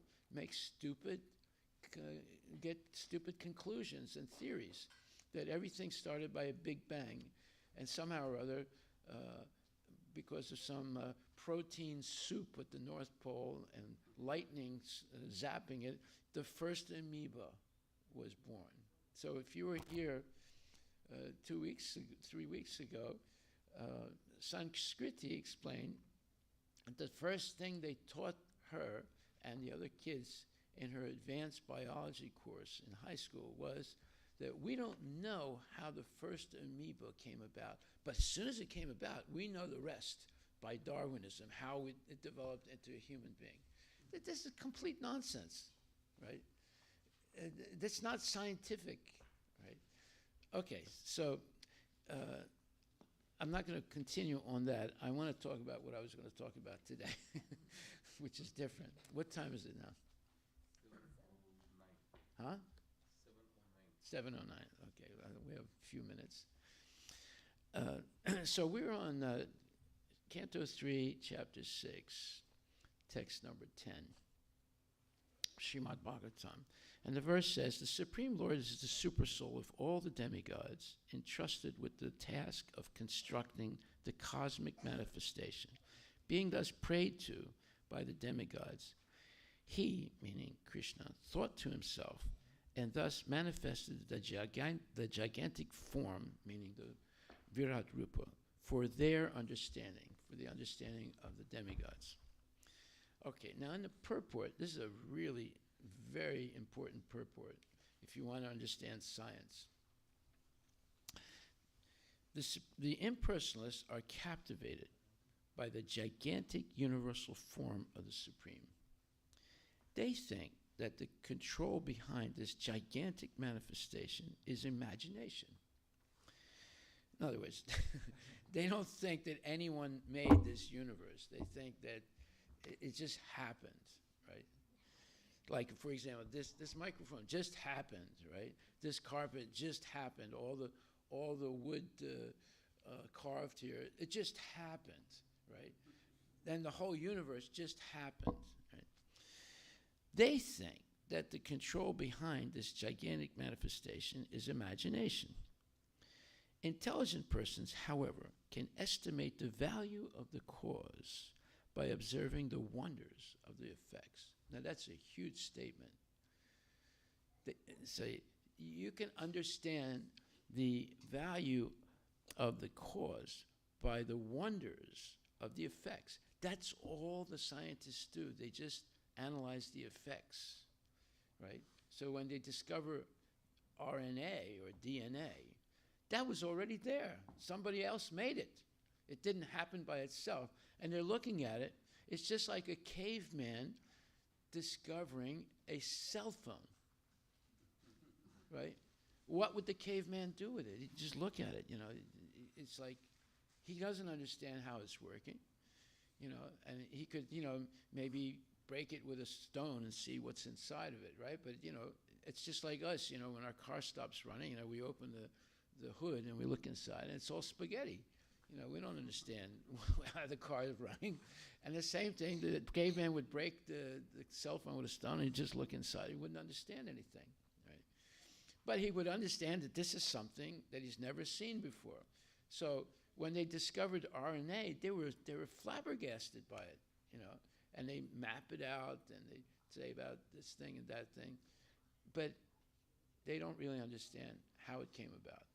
And it's mathematically impossible that you can sync or make 3 million functions work together coherently. It's impossible mathematically that it happened by accident. So Prabhupada is saying here, intelligent persons, however, can estimate the value of the cause by observing the wonders of the effects. For example, the individual human body does not develop from the womb of the mother independently, but because the living entity, the soul, is within the body. Without the living entity, a material body cannot automatically take shape or develop. When any material object displays development, it must be understood that there is a spirit soul within the manifestation. That's why there are certain crystals that are living entities. That's why there's certain clouds that are living entities. That's why there are certain mountains that are living entities. It's not just plants and reptiles and fish and mammals and human beings. There's also some rocks that are living beings, some mountains that are living beings. There are some clouds that are living beings. Anything, he says here,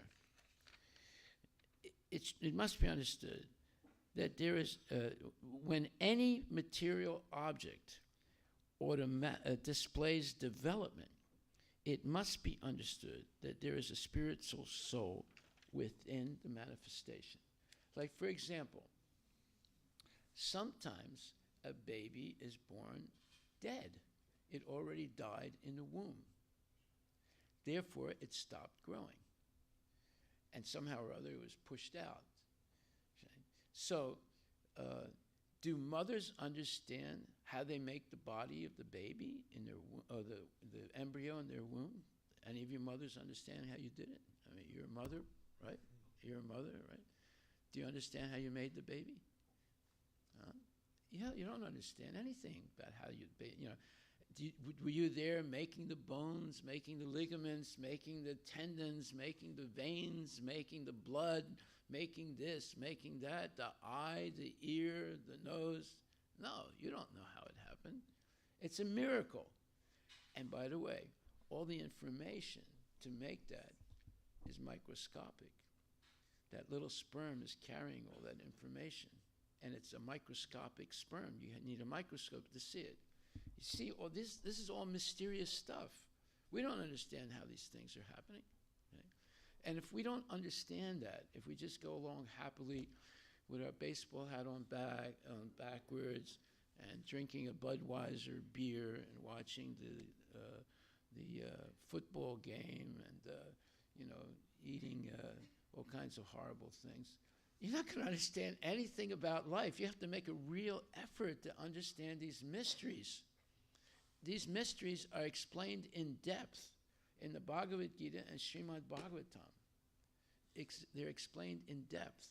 You have a chance to know all this knowledge, but you have to spend time. You have to put time aside to be educated. And when you're educated, then you can educate your kids also.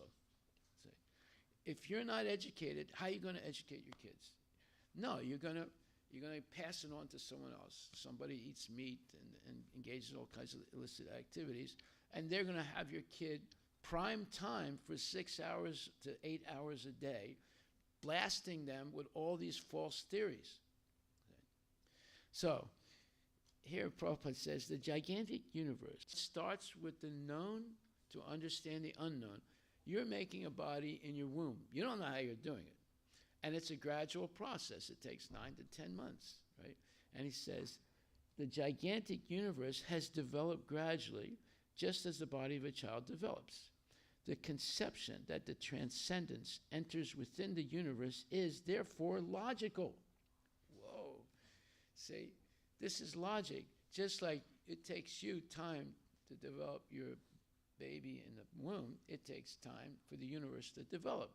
That's what's explained in this third canto, Srimad Bhagavatam, the step-by-step development of the material universe. You don't have to talk about step-by-step development of the spiritual world. It's eternal. But you can explain the step-by-step development of the material universe, and that's what's explained in the third canto of Srimad Bhagavatam. It's an exhaustive presentation of how the material world was created. And unless we spend time understanding this, we just ignore it, right? And by the way, they ignore it more in India today than in the United States, right? And this is amazing because all this knowledge is preserved in India. But, and just to give you one example, in the 1930s, Hitler sent his top scientists to Madras to study Vedic texts about Vimana technology that's in the Vedas. They used that knowledge to make advanced rockets. When the United States and Russia were making firecrackers, they were making real rockets that really functioned, and they used it to bomb England and other places. They made highly advanced jets that flew through the air much faster and much better than the American jets and the Russian jets. They were way more advanced. And how did they get that knowledge? They went to India and purchased copies of Vedic texts on Vimana technology. Vimana means airplane technology. See, they were not stupid. They were smart. And that's why they were way ahead of America. And when the Americans finally and the Russians finally defeated Germany, the first thing they did was to seize the scientists. That was the first thing they did. They wanted those scientists, those German scientists who had this much more advanced. They could see that the airplanes, the tanks, the rockets were way more advanced than anything they had, and they didn't have a clue how to do it. That's how America produced the atomic bomb, but they used these scientists after the war was over to produce the rockets that could go to the moon or go to Mars and other things like that. So you have to understand how essential is the Vedic knowledge. Everything is there, and especially in the Srimad Bhagavatam, everything is there. Okay, so I'm going to stop right there. Just give you an idea of the scope of the possibilities to educate your kids. And if we spend time on this and make an effort, we would come up with something absolutely wonderful, right? That would be for the benefit of your own kids and to many other kids in this state and in the United States and around the world. So we'll stop right there. I didn't even read this whole purport. I'll go over this tomorrow. This is very profound purport. Very, very profound. This is like the fourth day we're talking about it. Hare Krishna. So are there any questions anyone would like to ask?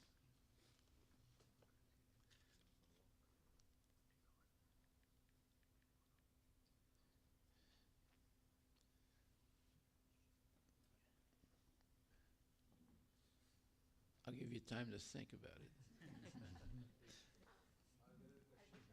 Yes, Hare Krishna. Okay, give her the microphone. We're going to have to get a ladies' microphone, otherwise people think this is discrimination. Yes, Maharaj. It's only on the men's side, it's not on the ladies'. Hare Krishna Maharaj. You said for somebody to really understand, they need to evaluate and study both spiritual and material. For any child to understand. For any child, okay. I'll build on that. Like, if you need to understand both, if you said if somebody... I didn't say that. Ishopanishad, Mantra 11 says it. I didn't say it, okay? That's the Ishopanishad. Not written, it's not that Prabhupada said it either. It's what was spoken by Narayana to Brahma in the beginning of time. Go ahead. Yes, Maharaj. Thank you for correcting that. If Ishopanishad Mantra 11 said that, and I think something I understood when you were saying earlier is if you extremely only read the material knowledge without understanding the spiritual knowledge, it will be incomplete and you'll be confused. Yes. If you only read the spiritual knowledge without understanding the spiritual, the material side, that is also hard. It's saying you must learn both. Simultaneously. That's what that mantra says. Krishna is saying you must learn both simultaneously. So then if you just read the spiritual side of it, that also is not complete, right? You won't, if you don't understand the material, like for example, if you don't understand the science. I'll tell you something that actually happened, you'll understand. There was one very advanced yogi and spiritual master who had a son. And he had an ashram in the mountains. And his son didn't know who his mother was. The father didn't talk about the mother. So he didn't know what a woman was.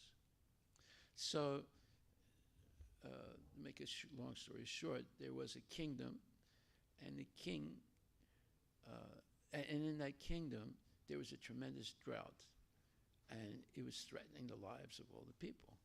So the king assembled all the sages in his kingdom and said, what are we going to do? And the sages said, look, there's only one thing you can do.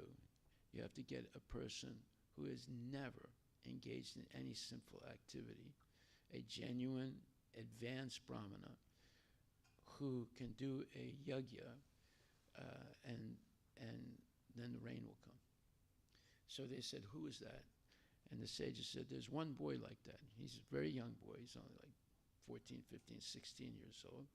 He doesn't know what a woman is. His father has never talked to the son about a mother. He's never seen a woman. He's always been sequestered in this ashram. You go and get that boy, and he'll do the sacrifice, and you'll get plenty of rain. So the king had to figure out how to get the boy. Now, they can't go there and get the boy because the father would not allow it. They knew that. So they had some spies, and they had to figure out when the father might be away from the ashram. And they figured out when it happened.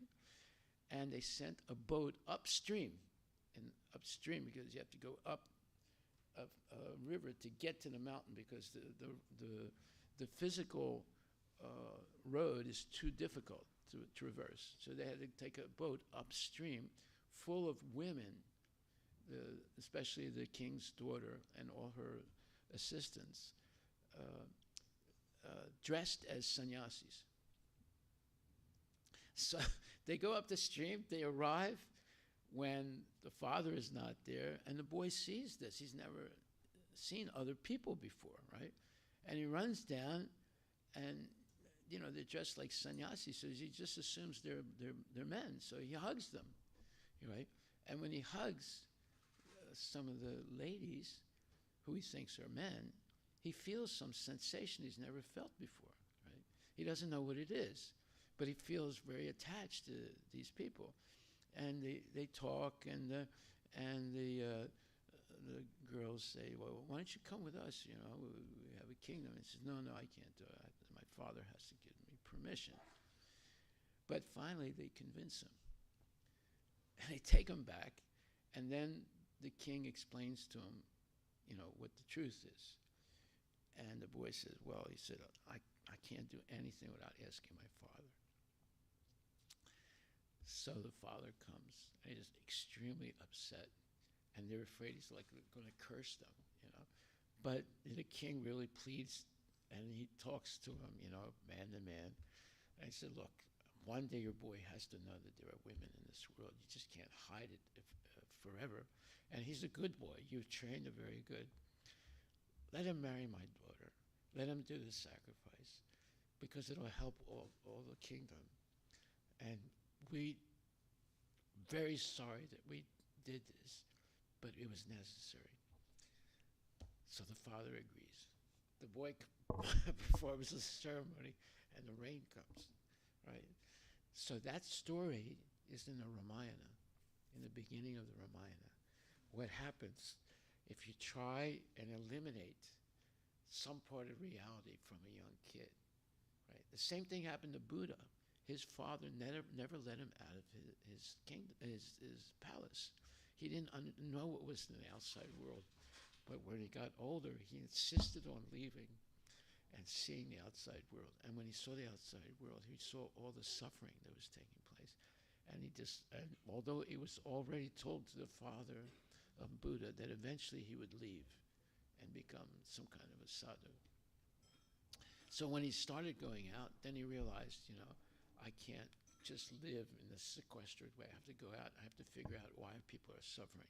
So we see that knowledge has to be side by side. We're not advocating just study spiritual knowledge, avoid the material knowledge.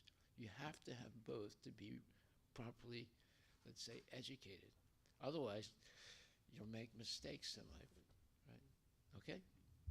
Thank you so much, Maharaj. Yeah. Hare Krishna.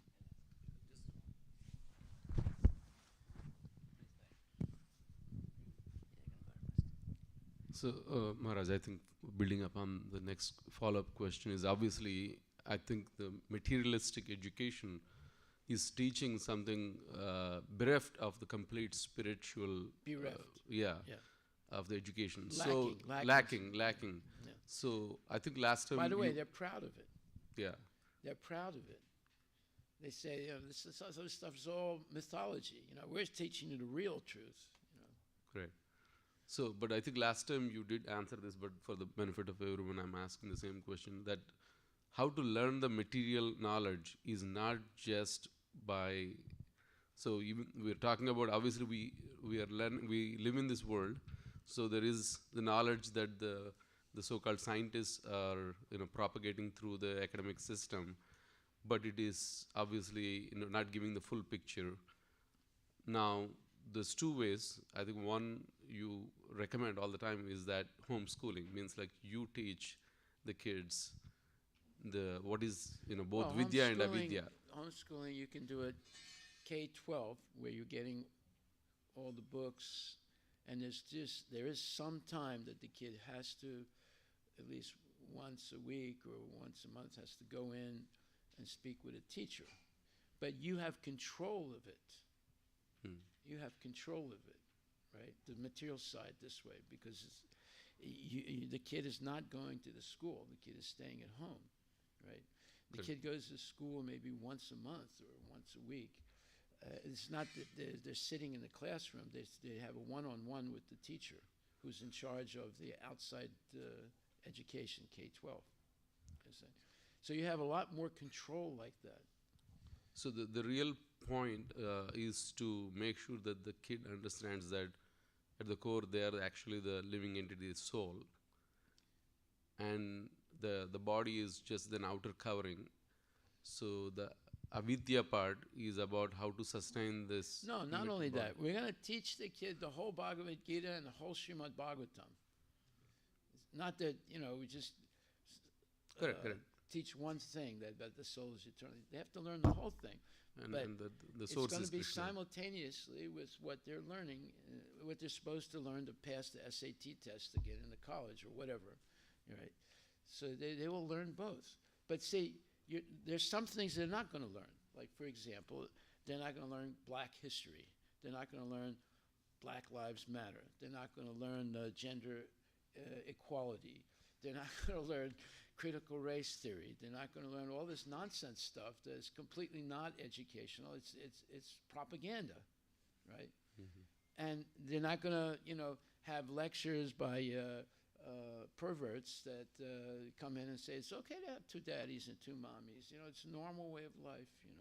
They're not going to be subjected to that nonsense, which is, more than 1/3 of the education in high schools now is all that nonsense. And they're not going to be forced to go to, sex indoctrination starting in kindergarten pretty soon. Okay? And the way to learn, because eventually to the example that you gave, when that By boy, the way, everything is explained in Srimad Bhagavatam. Sex is explained in Srimad Bhagavatam. Everything is explained. It's not that, my kid won't know so many things. No. And then the other big complaint is, well, my kid won't know how to socialize with the people. No, your kid's going to be much more socialized than the nonsense kids in the high school, because they're going to go out on Sankirtan also.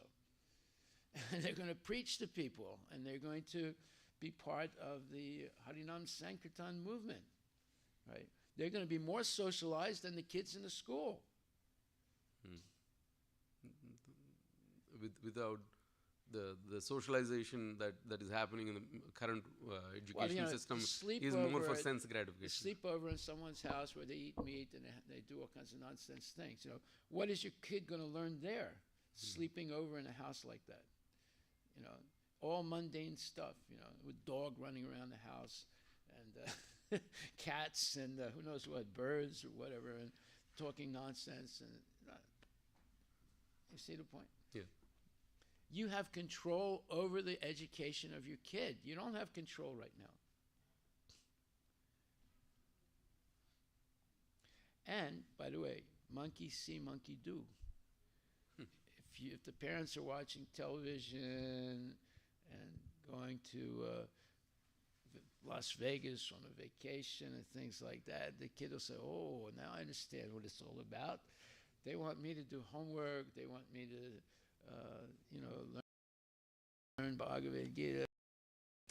And they're also doing this. They also sometimes eat cake with eggs in it. No, you're going to have to be pukka, parent, right? Otherwise, it doesn't work. Yeah, the change starts from us. Yes. All right. Any other questions? Hare Krishna Maharaj.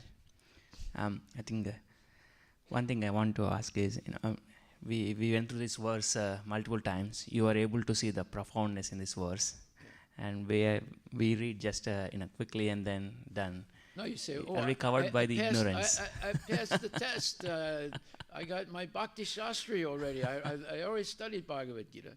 I could ask you 10 questions. You probably wouldn't be able to answer any of them.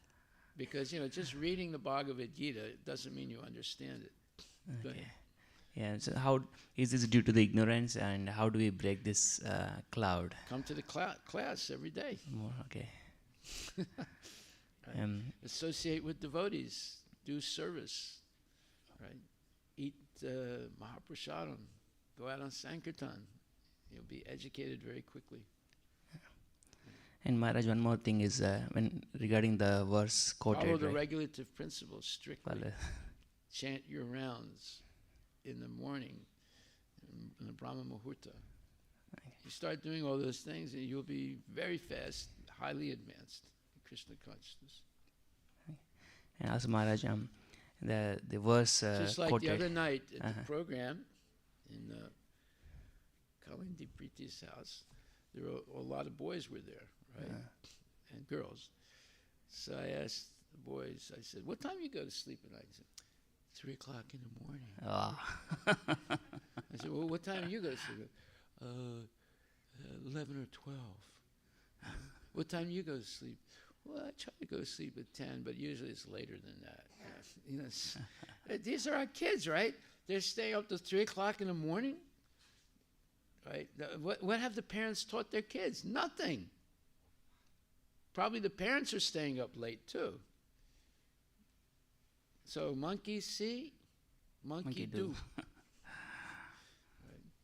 So the big monkey's going to sleep late, the little monkeys will go to sleep late also. Haribol.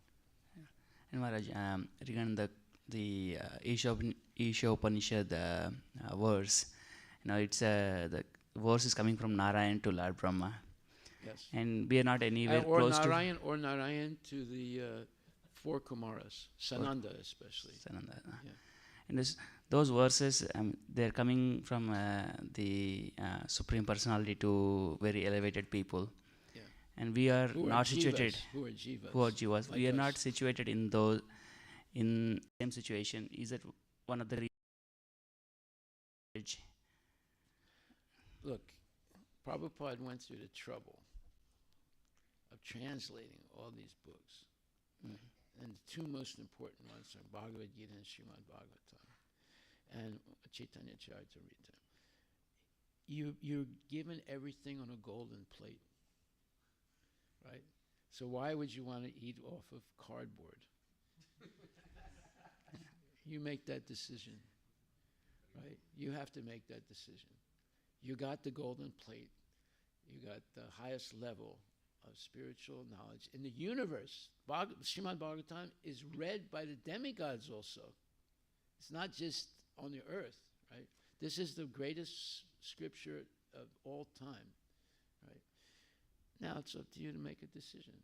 So that is the mood we should approach these verses, because we are given this opportunity. The verse came from Supreme Personality to the Kumaras, so I'm given that opportunity right away, even though I'm not ready. So that means I should utilize you're that. given Bhagavad Gita as it is, Yatarup. Not Bhagavad Gita as Gandhi thinks it should be, or this one or that one. This is Bhagavad Gita as it is. It's the same Bhagavad Gita that Arjuna heard 5,000 years ago. And when you read this Bhagavad Gita, you'll come to the same conclusion as Arjuna, if you read it correctly. I should surrender completely to Krishna. Okay, so if we approach in that mode, we should be able to see the depth. If you surrender, you have to surrender. Surrender. Right? There was this one person called Surendranath. Surendranath. Surendranath. Surendranath. So, Okay. the British called him Surrender Not. You don't want to be surrender not. You want to be surrendered. When does Krishna begin to teach Arjuna Bhagavad Gita? When he surrenders to him.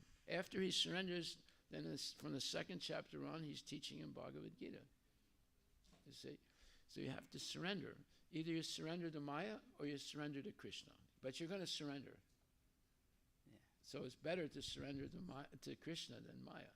So I think we are illusions that even to surrender, we are looking for a process. You're going to surrender. Everybody surrenders. Somebody surrenders to drugs. Somebody surrenders to something else. But everybody is surrendered in this world. Okay. But you have a choice to surrender to Krishna. Prabhupada is giving you that choice, right? And he's giving you... See, if you just chant Hare Krishna, you can go back to Godhead. But if you are poisoned by modern science, Prabhupada said, then you can read all the books. These are all scientific books. Real science. So either way, either you just surrender completely and chant Hare Krishna all day long, like Haridas Thakur, you go back to Godhead. Or if you hesitate to surrender to chanting Hare Krishna, then you can read the books and under the tutelage of bona fide gurus, then you will be convinced also. But it's easier just to be convinced, I'm going to chant, that's it, and follow the regulative principles. The people who think that they're not actually surrendered, they're actually under the force of the Maya. That's a force surrender already. This, if you look at the 7th chapter, 14th verse, it says, Devihi esu gunamai. Mama. Yeah. So gunamai means this material nature is my inferior spiritual energy. Therefore, it's impossible to overcome. Because it's not something material, it's something spiritual coming from Krishna. It's this inferior spiritual energy. No matter what you do, you're not going to change the laws of material nature. Birth, death, old age, and disease. Right? So today, I've written a little paper about this. All the things that are impossible that scientists are trying to do and spend many, many years and huge amount of money, and they'll never succeed. Like going to Mars or the moon. Like healing cancer through genetic manipulation. It's impossible to do it like that. Or to stop death. You think they're going to stop death? They're never going to stop it. All the guys that say, we're going to do it, they die before they do it. You know?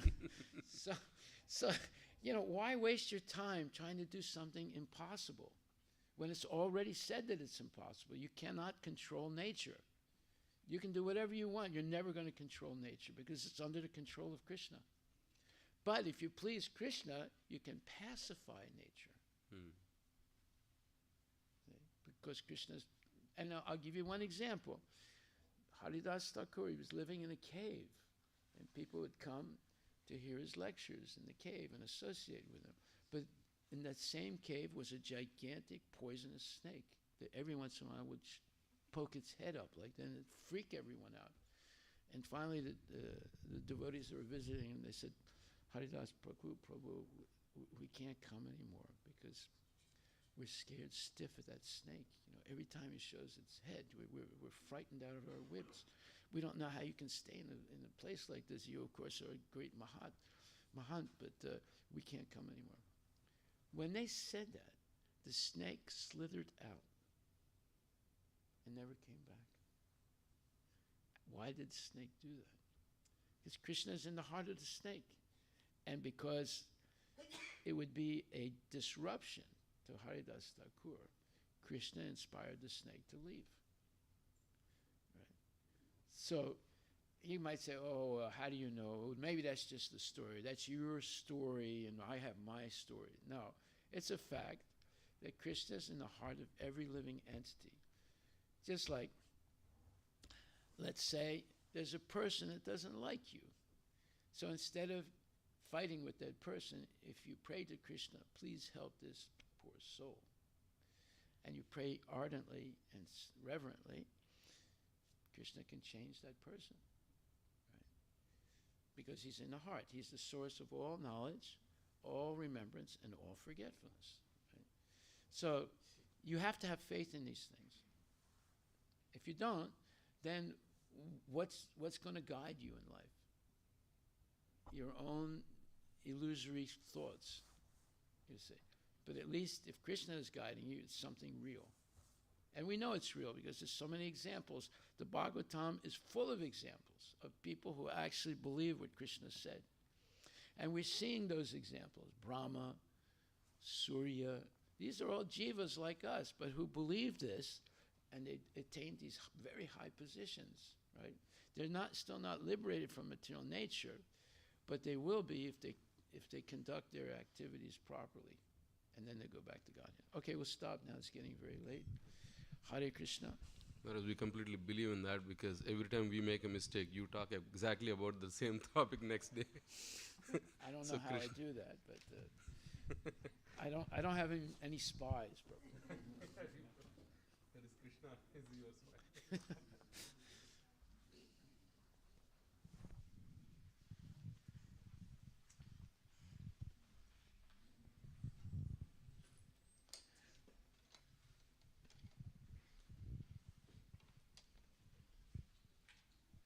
Oh, tonight we're going to have Radhanath here for the Sunday festival. Everyone's like, what? Radhanath Maharaj coming? He's getting trained, and he was following Janvatsal Prabhu everywhere in the temple. He loves Janavatsal. Wherever Janavatsal goes, he goes with him. Because Janavatsal for him represents food. That's called anamoya. He has anamoya realization of Janavatsal as God, supplier of food. Yesterday I was surprised how he was following Janvatsal Prabhu everywhere. In the kitchen, Yeah. in the Prashadam hall, in the elevator, Yeah. everywhere. You know, he drank more than half a gallon of milk this morning.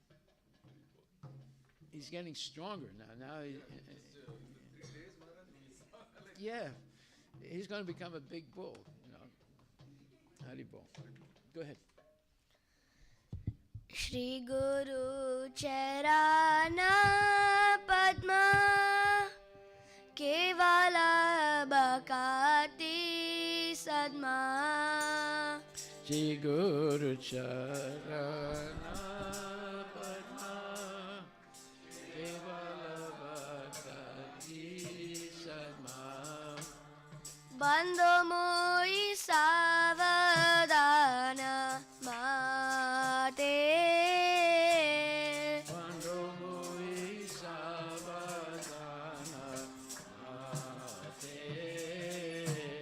Jahara Prasade Bai E Bhava Toriya Jai Janara Prasade Bhai Evavatoriya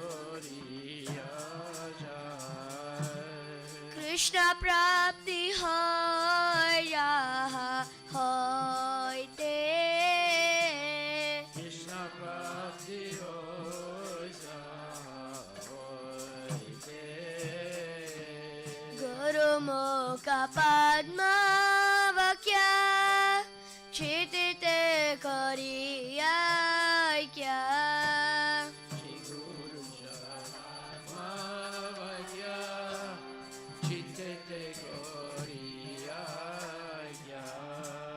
Arana Kari Hamane Asha Arana Goriya Mane Asa Shri गुरु चराने रति ऐसे उत्तम गति Shri Guru Charane Rati Aise Udamagati जय प्रसाद पूरे सर्व आशा He Prasade Pure Sarvasa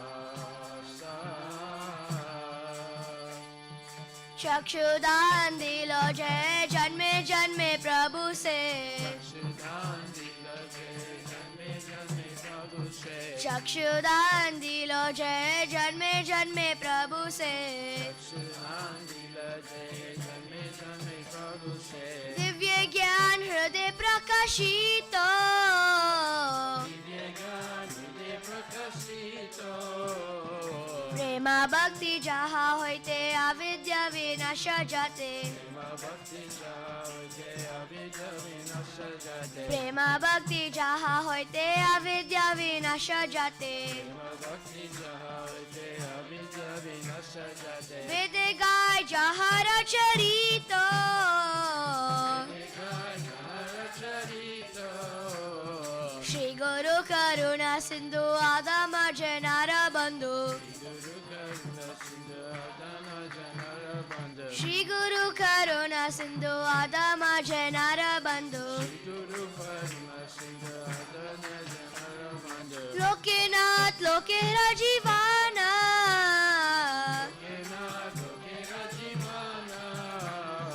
हा हा प्रभु करो दया देह मोरे पाद छाया हा हा प्रभु करो दया देह मोरे पाद छाया ए बेजास गुशुक त्रिभुवाना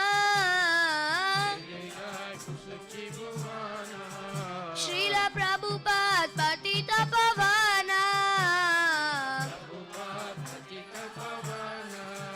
जय प्रभुपाद जय प्रभुपाद जय प्रभुपाद जय प्रभुपाद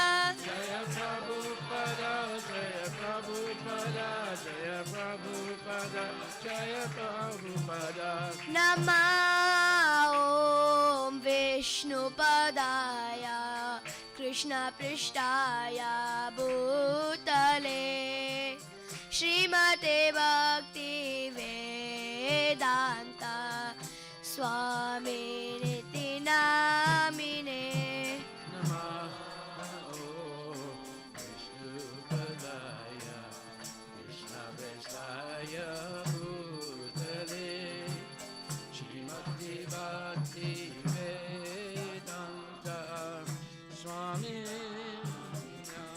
नमस्ते सरस्वती देवे गौरवाणी प्रचारिणे निर्विशेषा शून्यवादे पाश्चात्यादेशतारिणे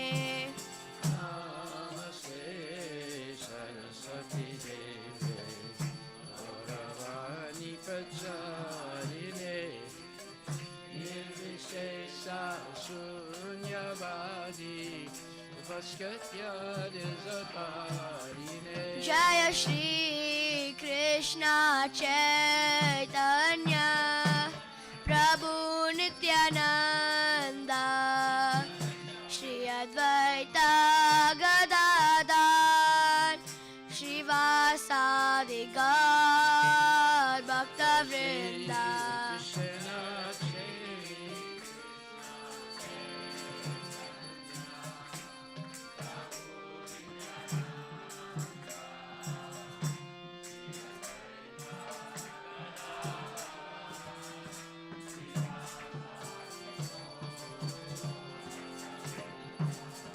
जय श्री कृष्ण चैतन्य प्रभु नित्यानंद श्री अद्वैत गदाधर श्रीवासादि गौर भक्तवृंद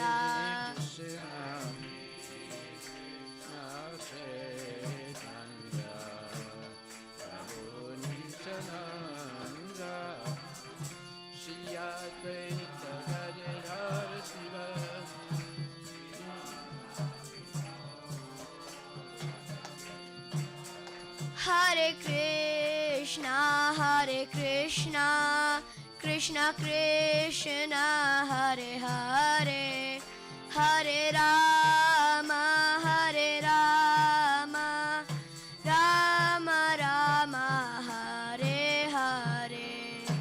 Hare Krishna, Hare Krishna, Krishna Krishna, Hare Hare, Hare Rama, Hare Rama, Rama Rama, Hare Hare.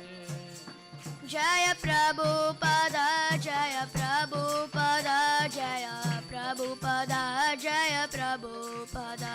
Jaya Prabhupada, Jaya Prabhupada, Jaya Prabhupada, Jaya Prabhupada. Jaya Guru Deva, Jaya Guru Deva, Jaya Guru Deva, Jaya Guru Deva. Jaya Guru Deva, Jaya Guru Deva, Jaya Guru Deva, Jaya Guru Deva.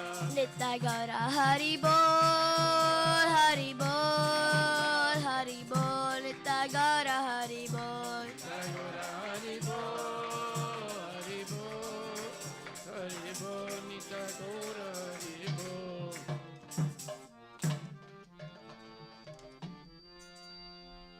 Jai Om Vishnupad, Paramahansa Parajagachasta, Tarasatara Shri Shri Shrimad, His Divine Grace, A.C. Bhaktivedanta Goswami Maharaj, Srila Prabhupada Ki Jai, Anantakoti Vaishnava Vrinda Ki Jai, Namacharya Srila Haridas Thakur Ki Jai, Prem Shri Kaho, Shri Krishna Chaitanya Prabhu Nityananda, Shri Advaita Gadadhar, Shri Vasudeva Gaura Bhakta Vrinda Ki Jai, Shri Shri Radha Krishna Govinath Sham Kunda Radha Kunda Giri Govardhan Ki Jai, Shri Vrindavan Dham Ki Jai, Shri Mayapura Dham Ki Jai, Jagannath Puri Dham Ki Jai, Tulasi Devi Ki Jai, Bhakti Devi Ki Jai, Ganga Maya Ki Jai, Jamuna Maya Ki Jai, Samaveda Bhakta Vinda Ki Jai, Nitai Gaura Premanande.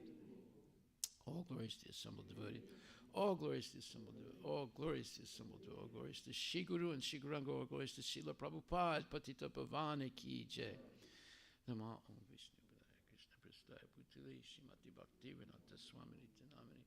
Namaste Saraswati Deve Guruvani Pacharini Nirvisesa Sunyavani Paskatya Satarani. Gaur Premanande Haribo.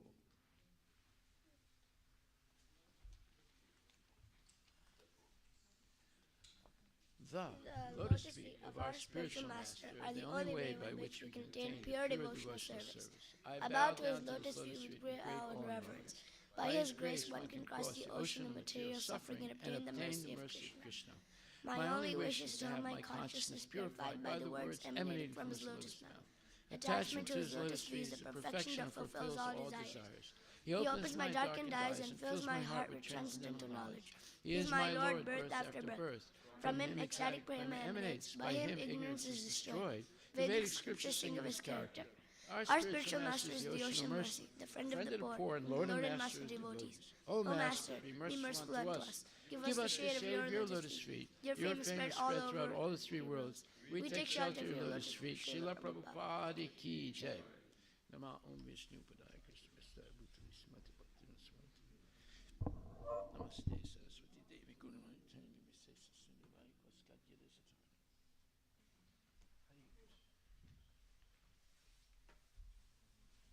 Krishna.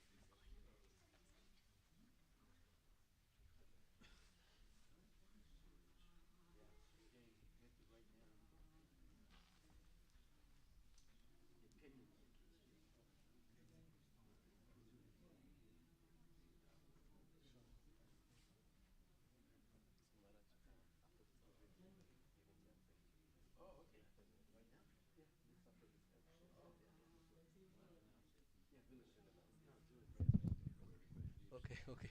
Yeah, so after just offering the flowers to Prabhupada, we'll be starting the giving campaign, wrapping up the Microsoft Giving Campaign event for 10 minutes. If you all can stay here, that will be awesome. Explain what that means. Okay. So, is there anyone who doesn't know about the Microsoft Give Campaign? Okay, you don't know. Okay, all right. So Microsoft has this wonderful annual event where for a month of October, full month of October, they promote or inspire their employees, all their employees, 120,000 employees across the world, to give. And it's a very good gesture. Of course, it's done at the material platform, we can say, or depending on what the people have the perception. So they do it. But we have started participating in this for the last 4 years. We take our food truck there, we distribute the food, which is prashadam, and then we inspire them to make some donation. And we have been doing that. So today we will be divulging the number of what the collection was. We will also share some data, how we have been doing for the last 4 years, some fun numbers.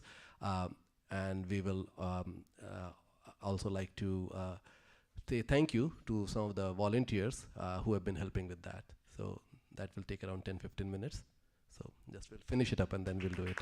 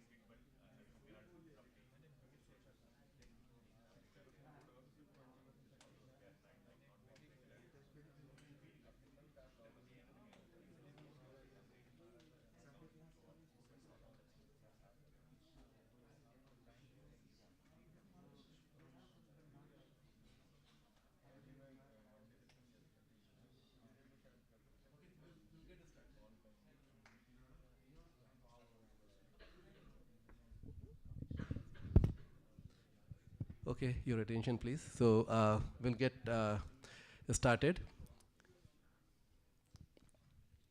So first of all, any guesses?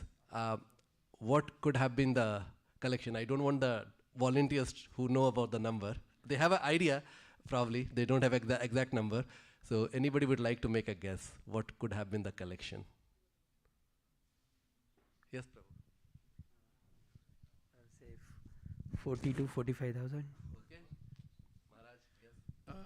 Well, I'm making a guess, but $100,000. That's a target. We wish, okay. Any other guess? Prabhu, your guess? Maybe 50, 60, between 50 and 60. Last guess.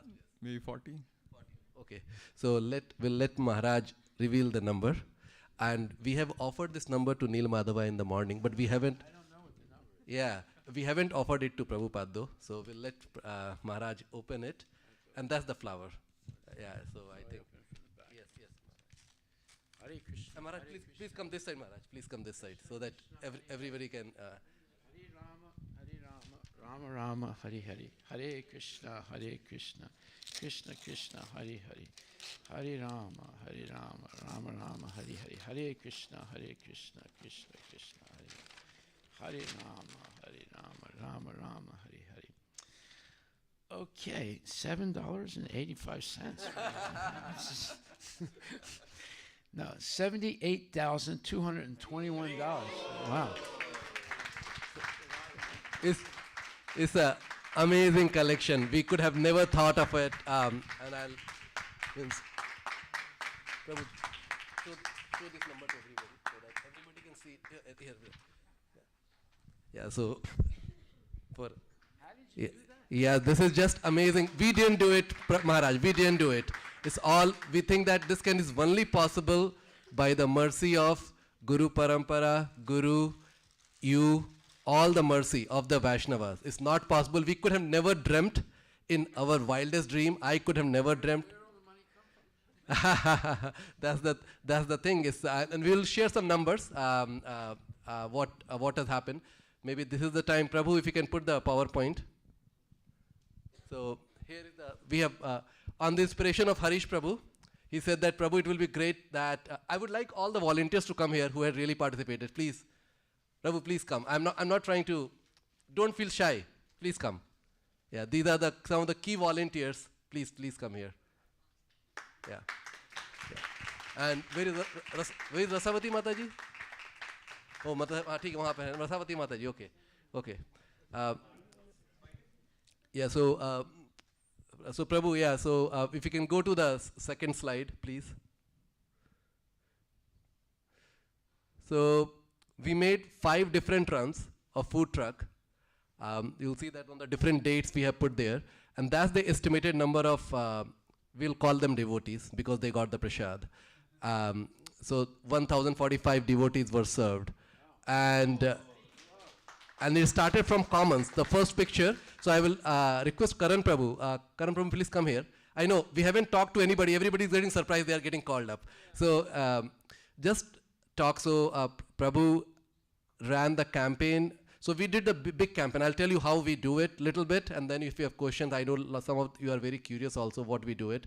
So we used to do a big campaign. We create a big campaign and we put a target, and then we send to the individuals. Last year, Harish Prabhu inspired that let me do the campaign for my own team, and that way he would know he has set a target for the team, and then he would know whether he's able to achieve or not. And that's he'll run through his VP and the other organization structure we have. This time, Karan Prabhu also got inspired, and he said that let me also do it. And that's where in the commons, this is a which Microsoft area where they have soccer field, is nice looking. So Karan Prabhu did his first year of campaign. So Prabhu, I would like you to talk a little bit, what happened, how much effort you put, little bit, couple of minutes from your team. Not prepared. Okay. It's okay, bro. Yeah, Hare Krishna. Yeah, it was amazing experience. So I took the inspiration from Deepak Prabhu, Harish Prabhu, and ran the campaign in Xbox, and we were able to raise a good amount of funds. I don't remember what was so So Prabhu has put the target of, he was really tentative, I can tell you. He was really nervous whether he was able to get it or not. I can see that. $10,000. Okay, he put 10,000, he initially was thinking $5,000. I said, Prabhu, 10,000 is okay. Put it. He put it. He agreed. And then he's able to achieve more than 12,000. 12,000 some number. Yeah, 12,500 I guess. 12,500. His VP at the end donated $1,000 with Microsoft Match that got $2,000, right? Yeah. So, and he worked quite very hard with his team, some of the colleagues, and they came even for serving in the food truck. So amazing job, Prabhu. And then Prabhu, Harish Prabhu would like to say how you run the campaign. Please come here, come here. Don't be shy, Prabhu. I know you are not shy. Hare Krishna Prabhu, Hare Krishna Maharaj, with your blessings. I have taken this year's lead actually the way Karan Prabhu did it. I think he showed the way how Xbox did it, shared some experiences of how our team did it. Number one thing, as we take blessings from Maharaj, we involved our leadership. And the leadership really helped in driving a lot of motivation, bringing their teams in. My VP's quote was, this is the best program I have seen in Microsoft, and every year she's supporting it. She has written an email to the entire 3,500 people in my division, just in saying how she's inspired from this. I should actually take an email and send it to you. We should. So that is the level of commitment they have. And we did well this year again, and we saw a lot of inspirational. One interesting surprise she gave us, she said, I will become anonymous donor. So she motivated others in the team and said that you match and I will match just to reach our goal. And she became an anonymous donor in the end. And Prabhu has put the target initially $10,000. Then he thought, oh, he can do $15,000. He raised to $15,000, and he was able to achieve 16,500 or something like that, right, Prabhu? So yeah, so that was amazing. And I'll tell you a few instances. When I said devotee, I really mean they became devotee.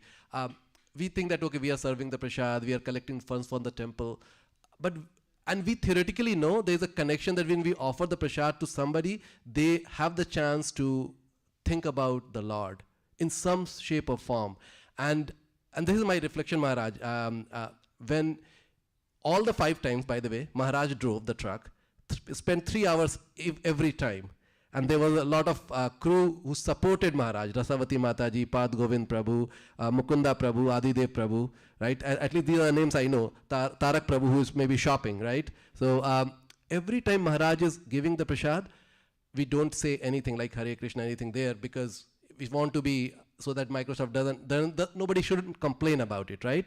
But Maharaj, invariably, when he's giving the prasad, he's telling Hare Krishna. God bless you. Hari Bol. And he's calling, if the people are not coming, they are not listening, he'll say, Hari Bol, Hari Bol, Hari Bol. So everybody is listening, right? And I was thinking, see, and they are smiling. Nobody complained so far. Let's hope that nobody complains anything, anytime.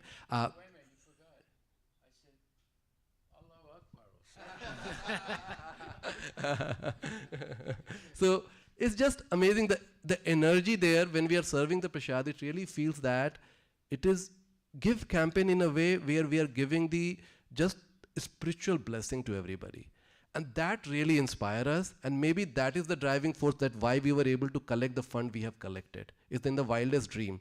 And I'll tell you, on 25th, so we ran 3 campaigns, right? We say Harish Prabhu's, Karan's Prabhu campaign, and they were doing okay. The main campaign, we had the fund of around 18,000, and I had originally put the target of $30,000, right? I was very tentative. I was not sure whether we'll be able to do it. And then started let me ask you one more fun fact question. Do you know how many emails we might have sent? How many people we would have sent the email, first of all? First question. Anybody guess? 50,000. Maharaj is mostly right. So there are around 40,000 employees. But how many mails we would have sent altogether? Any guess? Anybody can guess again. 100. My estimate is we sent 100,000 emails. 100,000 emails. So, yes, Prabhu, you want? Speaking about emails, can we just go to the previous slide, Prabhu? Oh, previous slide. Can you, Prabhu, can you go to the previous, this? This is where Deepak Prabhu comes in. This is the day we are doing it outside of the, we are doing it in a different building. And everybody who came were asking, who is Deepak Prabhu? I mean, they wouldn't say Prabhu, they would say, who is Deepak? Yes, who's the one who sent the email? And that was our longest line on that day. That was this is the building 4244. So I was telling you, we were $17,000-18,000. That's it. This was our last building, 4244. That's where Mukunda Prabhu used to work, and I'm not happy he left Microsoft. Okay, by the way, I complain about to him. So so I thought, what can I do? Yes, I hope so. So. Maharaj divulged it, I don't know. So, so I thought, what should I do? Maybe it's the Krishna, definitely Krishna's inspiration. In the morning, I thought, let me send the menu. Because one lady asked me the previous night, what is the menu?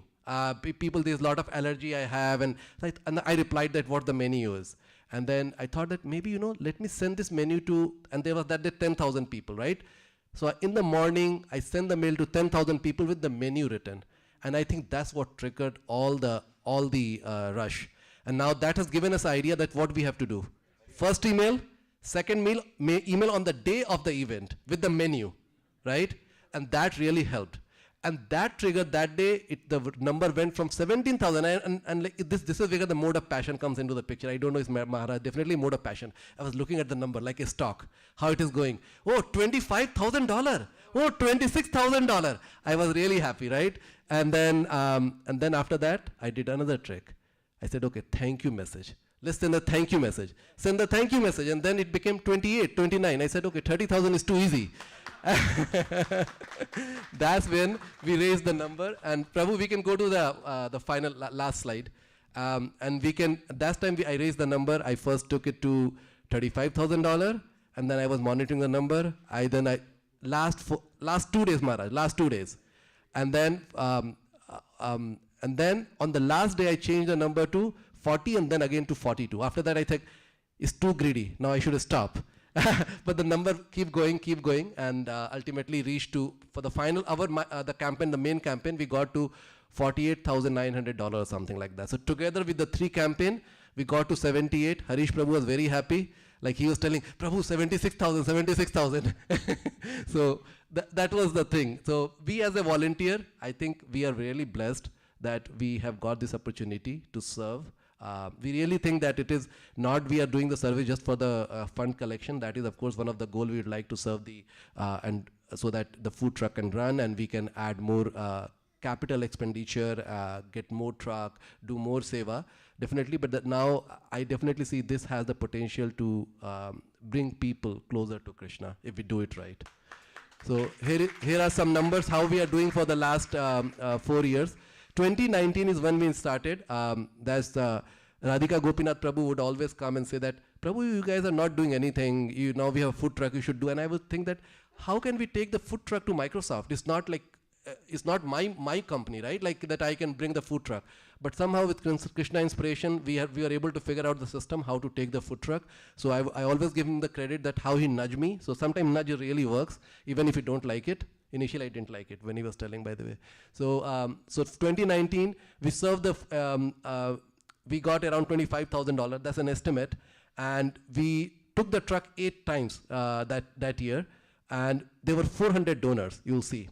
Then the COVID hit, 2020 and 2021. You see the number of donor is pretty low, $189. But because it was 189 people, I will say call it devotee, 189 devotee, Microsoft devotees.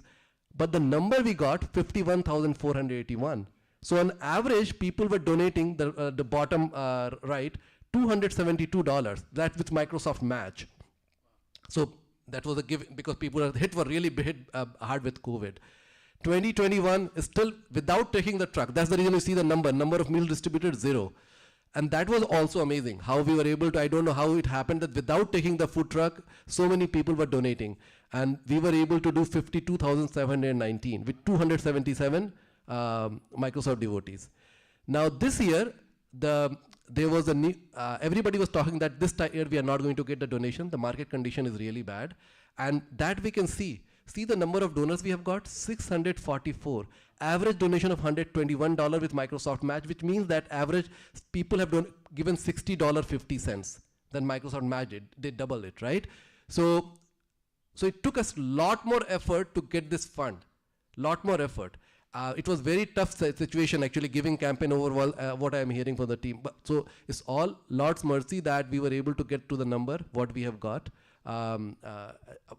What we request that please pray that there's a small set of devotees, they are able to continue, and we are able to get lot more devotee who can help. We have the big team at Microsoft, but somehow or other they are not able to make time. We need lot more inspiration from all of the devotee who work there so that we can do lot more service. And we would like other companies to actually get inspired and do. I would so this is the time I would do some vote of thank. First of all, I start with Microsoft for being a company who really likes to give. And I really feel so fortunate. I mean, there's no other company I will work other than Microsoft unless they really push me out, because money is not the criteria, is the satisfaction you get in working in company where you have some way to influence in some way which is for the higher purpose, right? So I definitely think that's a good company to work for. Now I would like to thank few devotees. Of course with Hari Vilas Maharaj. Hari Vilas Maharaj, your inspiration to keep doing at 77, almost 77, is just amazing. Like I saw you for 3 hours continuously. We are tired, we are doing this. You are serving, and you are saying Hare Krishna and doing everything, whatever you can. You don't even know how many number of volunteers we are going to get or not, right? And even direction, right? You're coming to the Microsoft, it's just like so confusing. So all you do for all your inspiration and especially your blessing, because without your blessing, we couldn't have done what we have done. So thank you so much, Maharaj. Thank you so much. The next I would like to call out Rasavati Mataji, if you can please come here. I know, you don't want to come, I know. Please come. Mataji, please come.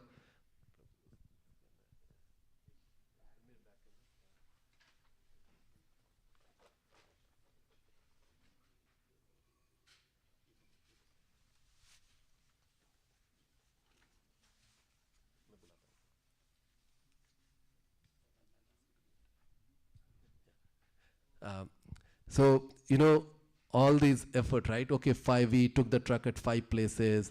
Mataji is already serving all the time, right? All the time you see in the kitchen, she's there cooking, and she's always smiling. Now there are 5 extra runs, and we don't know how many people will be coming, how many devotees will be coming. There's always this, right? Still, you would never hear the complaint that, oh, today, kitchen cannot work, Microsoft campaign is such a pain, you guys add extra thing. You would never hear any of those things. You said that, okay, what menu is needed? You talk to Tarak Prabhu said, oh, talk to Mukunda, I talk to Mukunda Prabhu, and the things just happens. And Maharaj is telling that, I told Rasavati Mataji to add lot of tofu, because the Chinese love the tofu, Indian eats the tofu thinking is paneer. And so I've asked Rasavati to add lot of tofu, and we'll see lot of tofus that day, right? So Mataji's service is just amazing. The way she serves it means I have no word to describe what she does for all of us and for the seva. So thank you, Mataji. Thank you so much. So I know, and she doesn't want to take any credit. She was sitting there. I know how difficult it would have been for her to come and walk and be standing here. I know. So Mataji, I'm really sorry to pull you here, but sometimes we all need inspiration. We all need inspiration from you. So thank you very much. Mukunda Prabhu would like to add few words. Thank you, Prabhu. So I just want to mention, like, this food truck program started 2017 or so. We are about to reach 100K meals served.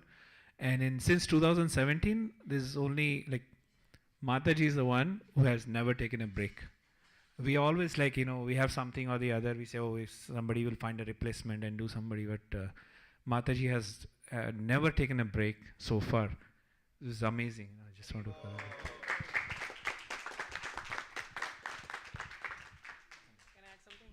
Thank you, Mataji, for adding the papadam. That was in high demand, so it's last minute request. Thank you. We have Path Prabhu sitting there. He's our hidden volunteer. He's the yeah. So we have got this token of appreciation, Mataji, from the Microsoft volunteers. We just put together some very little, okay? So whatever you use for any service, I know that you use every penny for the Krishna. So please use something useful. Thank you very much. I would also like to thank other silent devotee who is always sitting and who is sitting in the back. He also doesn't want to his name to be called out. Parth Govind Prabhu. Prabhu, idhar aiye, please come. See how he's sitting. So while he's walking, I just knocked at his door and I said, Prabhu, please come after the Guru Puja, we'll do it. He's saying, Prabhu, why you have to call me? But I know how much you collaborate with Rasavati Mataji, never complain, always cutting, chopping, doing all the things. Again, he's always singing.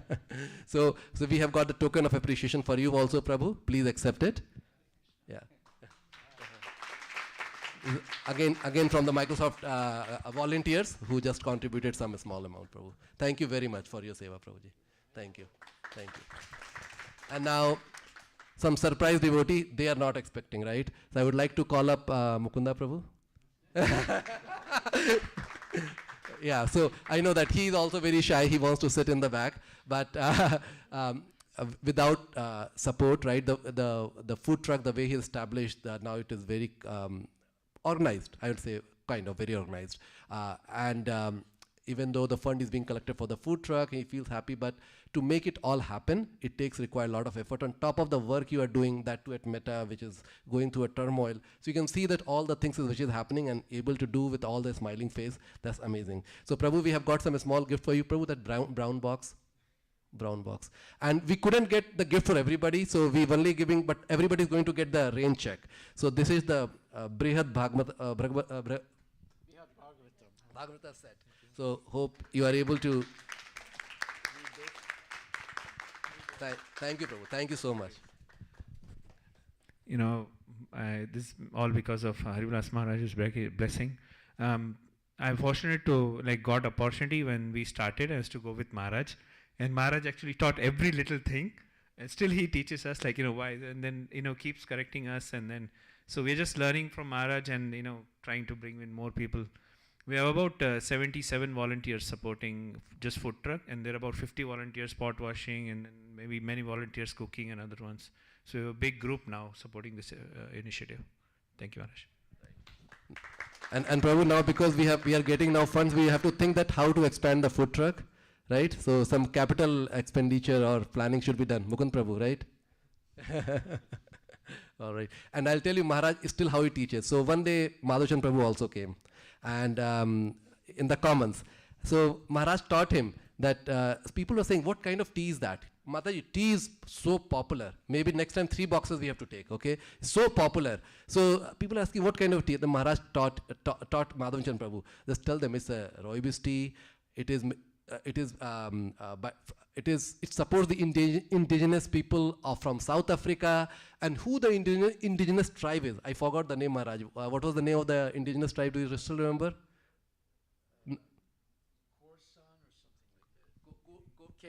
Korsan or something. That was so powerful. When we started saying that, this is rooibos tea. And then, because that's like a conversation starter.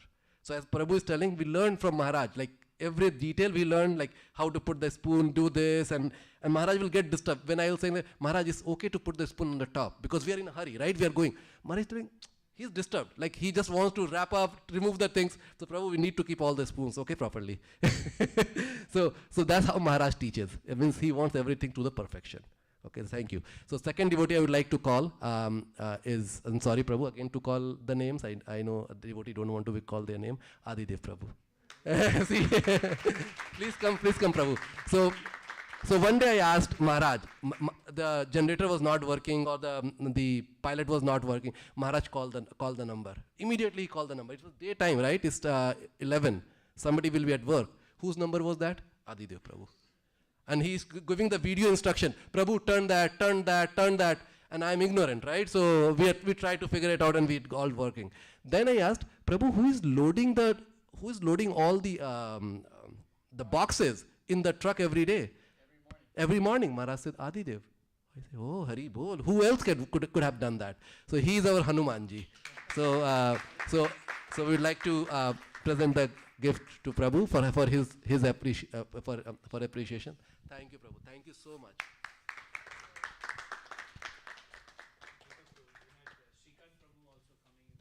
Shrikant Prabhu? Okay. So Shrikant Prabhu was also helping because loading it required at least 2 people. So thank you to Shrikant Prabhu as well. And thank you to Maharaj teaching every single thing, as Mukund Prabhu said. I am also fortunate to learn from Maharaj, and every small thing Maharaj is teaching, like every smallest thing, even how to tie the box in the truck. So, and every step. So thank you, Maharaj, for your all guidance, and please bless so we can serve. Thank you, Prabhu. Thank you so much. And now other person who always lives in the back. So when you're sending so many emails, and I won't divulge all the detail. It's our secret sauce, I would say. But to know the emails, right? It's just not that easy. Somebody has to go behind the scene, construct the email, and then I'm able to go and send it. And that's Ashwin Prabhu. He has written a small macro. He does the work. He sends the email. He sends the list to me. Ashwin Prabhu, please come here. Please come here. And I would just tell him, Prabhuji, we need for building 40, 41, 42, 43, 28, 27, and then in the morning the list will come, and then so many things are happening behind the scene. Nobody knows what's happening. This is the Prabhu I always trust since last 3 years. He has been helping me, and there are some challenges I couldn't figure out. He has figured it out, and I just rely on him. So thank you very much, Prabhu. Yes, Prabhu. So Prabhu, by the way, in case you have these books, Prabhu, please do let me know. We can give you something else which you don't have. Okay? So I don't know whether you have this book or not. I'll check. Yes. Okay. Please, please don't hesitate. We have some other nice books also, and we are getting more books. Yeah. Okay? Thank you very much. Okay. Now I'd like to call our Harish Prabhu. Please come, Prabhu. You are also surprised. So please, Prabhu, white box, Prabhuji, white box. So Harish Prabhu is inspiration, right? You need somebody to talk to, because it's like when we are starting on October 1st, it seems that you are not, how you are going to ever do it. You have your own work, you have your seva, you have a sadhana, sending so many emails, coordinating, getting the permission for the food truck. They are not hearing. On the last day you are talking and sending messages. What's going to happen? You don't even know it's going to happen or not. All those things, it's like a very complicated becomes. But Harish Prabhu is there, I can always lean on. Right? And because he created the campaign, he always gives the idea. He comes with a very nice idea. Prabhu, this is how we can do. He puts the email template. He's like a forcing function. So Prabhu, I really appreciate you for all the things you do. I really appreciate. So this is, this book was suggested to be by Narhari Prabhu, Srila Prabhupada Leela Amrita. I hope, Prabhu, you have this book, this set? Prabhupada Leela Amrita? No? Okay. Please, this is a nectar. This is a nectar. Hopefully you are able to read. And this will inspire a lot of service. Means it is when I read about Prabhupada, like how he was doing, we hear about he came with $7 in America, but all that his journey is so much of inspiration how he's doing it, and you will find all this nectar here. Okay. And next I would like to call Karan Prabhu. Please, Prabhu, Karan Prabhu. So same, Karan Prabhu has started giving us company. So it was the first Harish Prabhu, and Karan Prabhu is like pushing. Like he's very enthusiastic. So there are things which his team does, which is what they call photo bomb. So you put the screen. Now you know that in the Zoom or in the Teams, you can put the back screen, right? And Prabhu, in the team, there is like a photo bombing. He does something. I don't know. I've never asked him. And that way, the food truck becomes the scene for all his teams. Everybody has to, means they are encouraged to put that scene. Okay. So that's what Prabhu does. So that was one of the things. And so many things. He's very enthusiastic. Very, very enthusiastic. He brings the energy into the team. So thank you, Prabhu, for doing whatever you have done for us. Hopefully you continue doing it. So there's. Okay. So I'm just now going to call the name because we didn't have these books. Rain check will be coming to you. I would like to call Kiran Anumalu Prabhu. He came for serving to at least 3 or 4. So we were really short on volunteers. And Prabhu was there. I can always lean on him. He came, he was serving. And when I said, Prabhu, thank you very much, he said, Prabhu, I'm not doing anything. So that's the humbleness he has. So Prabhu, the books will be coming by 25th of November, we hope, by Thanksgiving. We will give it to you, okay? And then, thank you. Yeah. And I would like to call Swarit Prabhu, please come here. So, you think that these are all Microsoft he is not Microsoft volunteer. So, you know, one day I got really desperate that we don't have volunteers. I sent on Microsoft group, people were not responding. Then what I did, I sent it to the other WhatsApp group, and Swarit Prabhu sent me a personal message, Prabhu, I can come and help. And so he helped that day, and then the other day when we were really short, and when we had a lot of, that day we were very short-handed. There were only 3 initially, Maharaj, me, and the Prabhu came. And Prabhu was there, he said, Prabhu, call me anytime, and I'm not doing anything. So he doesn't work at Microsoft, but he really served the devotees really well, he served the campaign really well. Thank you so much, Prabhu, and your gift will be coming on 25th, I'll let you. See, gift is just a token of appreciation, okay? It's not the fees for you or what you are doing, right? But I hope this will inspire us to do more and more service. Thank you very much. And please bless him. He's really he's going through the career change. Please bless him so that he can find the right career, who knows, maybe at Microsoft. So please do bless him, okay? Please do bless him. Okay, Nitin Prabhu, come here. So Nitin Prabhu is other enthusiastic core team member who creates our poster and help with the communication. He inspired me to that, Prabhu, you can bring the truck to my building, 16, 17, 18, and that day he did everything, all the communication and lot of work he did. So thank you very much, Prabhu. Even making the certificates, the frame we saw, Prabhu does it. So these things I can always delegate to Prabhu. So thank you very much, Prabhuji. Your gift also will be coming. Thank you very much. Haribol. Vipul Prabhu. Hey Prabhu. Or who else I'm missing here? Am I missing anybody here? Who was here? Oh, Hare Krishna Prabhu. Okay. Yeah. So Vipul Prabhu. So he also supported on one of the days. Thank you very much. Again, that day we were really short on volunteers.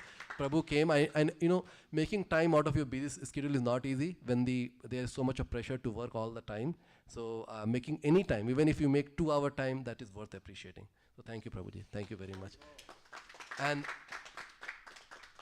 there were some more devotees who helped. They are not here, but Hare Krishna Prabhu, please come here. So this is other devotee who came outside Microsoft. So when we really short on volunteers, and suddenly he appeared.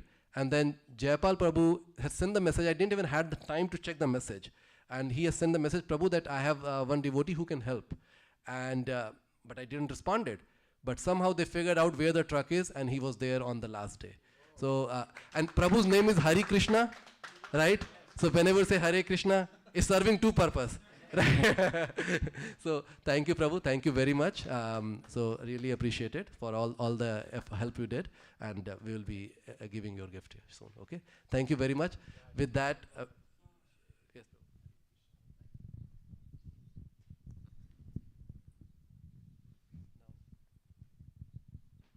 Oh yeah. Of course, yeah. So Namrat Prabhu, of course, we didn't. I mentioned the name, but I didn't talk about him. He was telling that he would try, but he's so busy with all the Bellevue project and other things which is happening. Still, I would like to talk few things.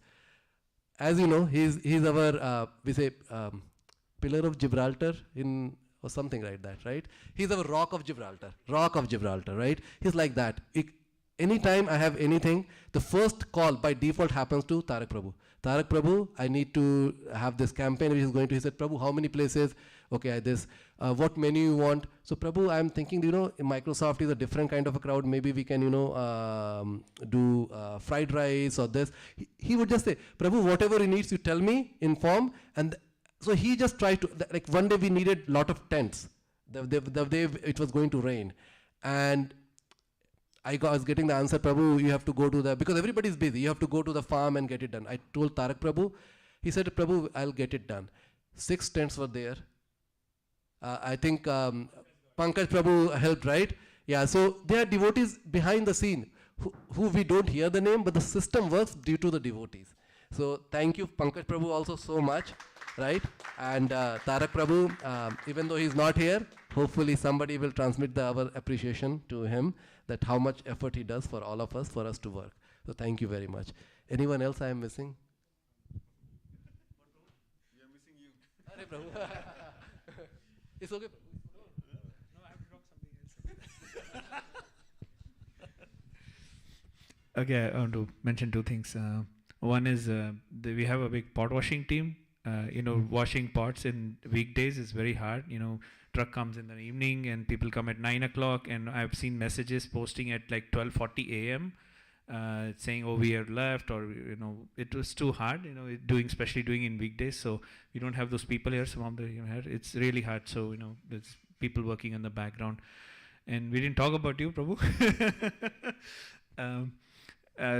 When I was at Microsoft, was part of the team, and just sending email, we say, you just type it and send it. It's not that easy. It takes 2-3 hours to actually just figure out emails, and then you put it in, and it doesn't go. Then you have to figure out what's the mistake, and at least 2-3 hours. So Prabhu has been spending a lot of his evening times, night times, and figuring that out, sending it weekends, and making this happen. And it's hard to bring everybody together and achieve this. 78,000 is a really big number, Prabhu. So thank you for doing all that. It's really amazing. Maybe Maharaj, you want to say something? Hare Krishna, all glories to Prabhupada. Well, when you have such a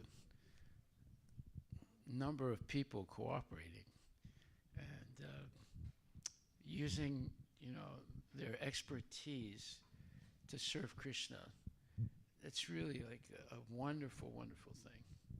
And Prabhupada said it's very difficult to develop a talent in life. But if you have one talent or two talents and you use them in the service of Krishna, that is the perfection of your life. So, Prabhu, you have done that in a wonderful way and inspired many other people also. Yeah. And just organizing this program and the presentation that you just made and recognizing the sincere and hard work of the devotees is very important, because it inspires someone to do more service. So you have that quality of inspiration, and it's very, very wonderful. So I really appreciate it, and I'm sure all the devotees do. So thank you very, very much. Hare Krishna. So I pray that Krishna blesses all of you to continue in your services. You have to balance your hard work schedule, family responsibilities, and so many things, but still you're finding time to engage in devotional service. That's a great, great quality that you will not regret. And believe me, Krishna is watching you, and he's empowering you to do more and more things. Hare Krishna. Let's have a picture taken, Prabhu, all the team with Maharaj. Please come. Let's take our memory. Come, Prabhu, all everybody. So even all the Microsoft people, Satendra Prabhu, Umesh Prabhu, they all, they couldn't, they are always blessing, right? So it's not that I didn't call you name, but Prabhu, please come. All the volunteers, come, please come. Aja Prabhu, sorry Prabhu, Aja. Oh, give, oh, nice. Mukund Prabhu, how is it? We have one pot washing man. Sanjay Prabhu, I've not done anything yet, Prabhu. Aja Prabhu, Sanjay Prabhu, ceremony. Give it to Riya. Yeah. Prabhu, give it to Riya to connect. Once you see the picture, now you have to work next time, right? One thing I don't understand, if we didn't have pot washers, we would never be able to worship the deities. Rasavati would not be able to cook. The whole thing would be a mess. So pot washers, I would say, are the foundation of getting these things done. Next time, Prabhu, we should recognize them also. Yeah, I know. We should have the name of the devotee who especially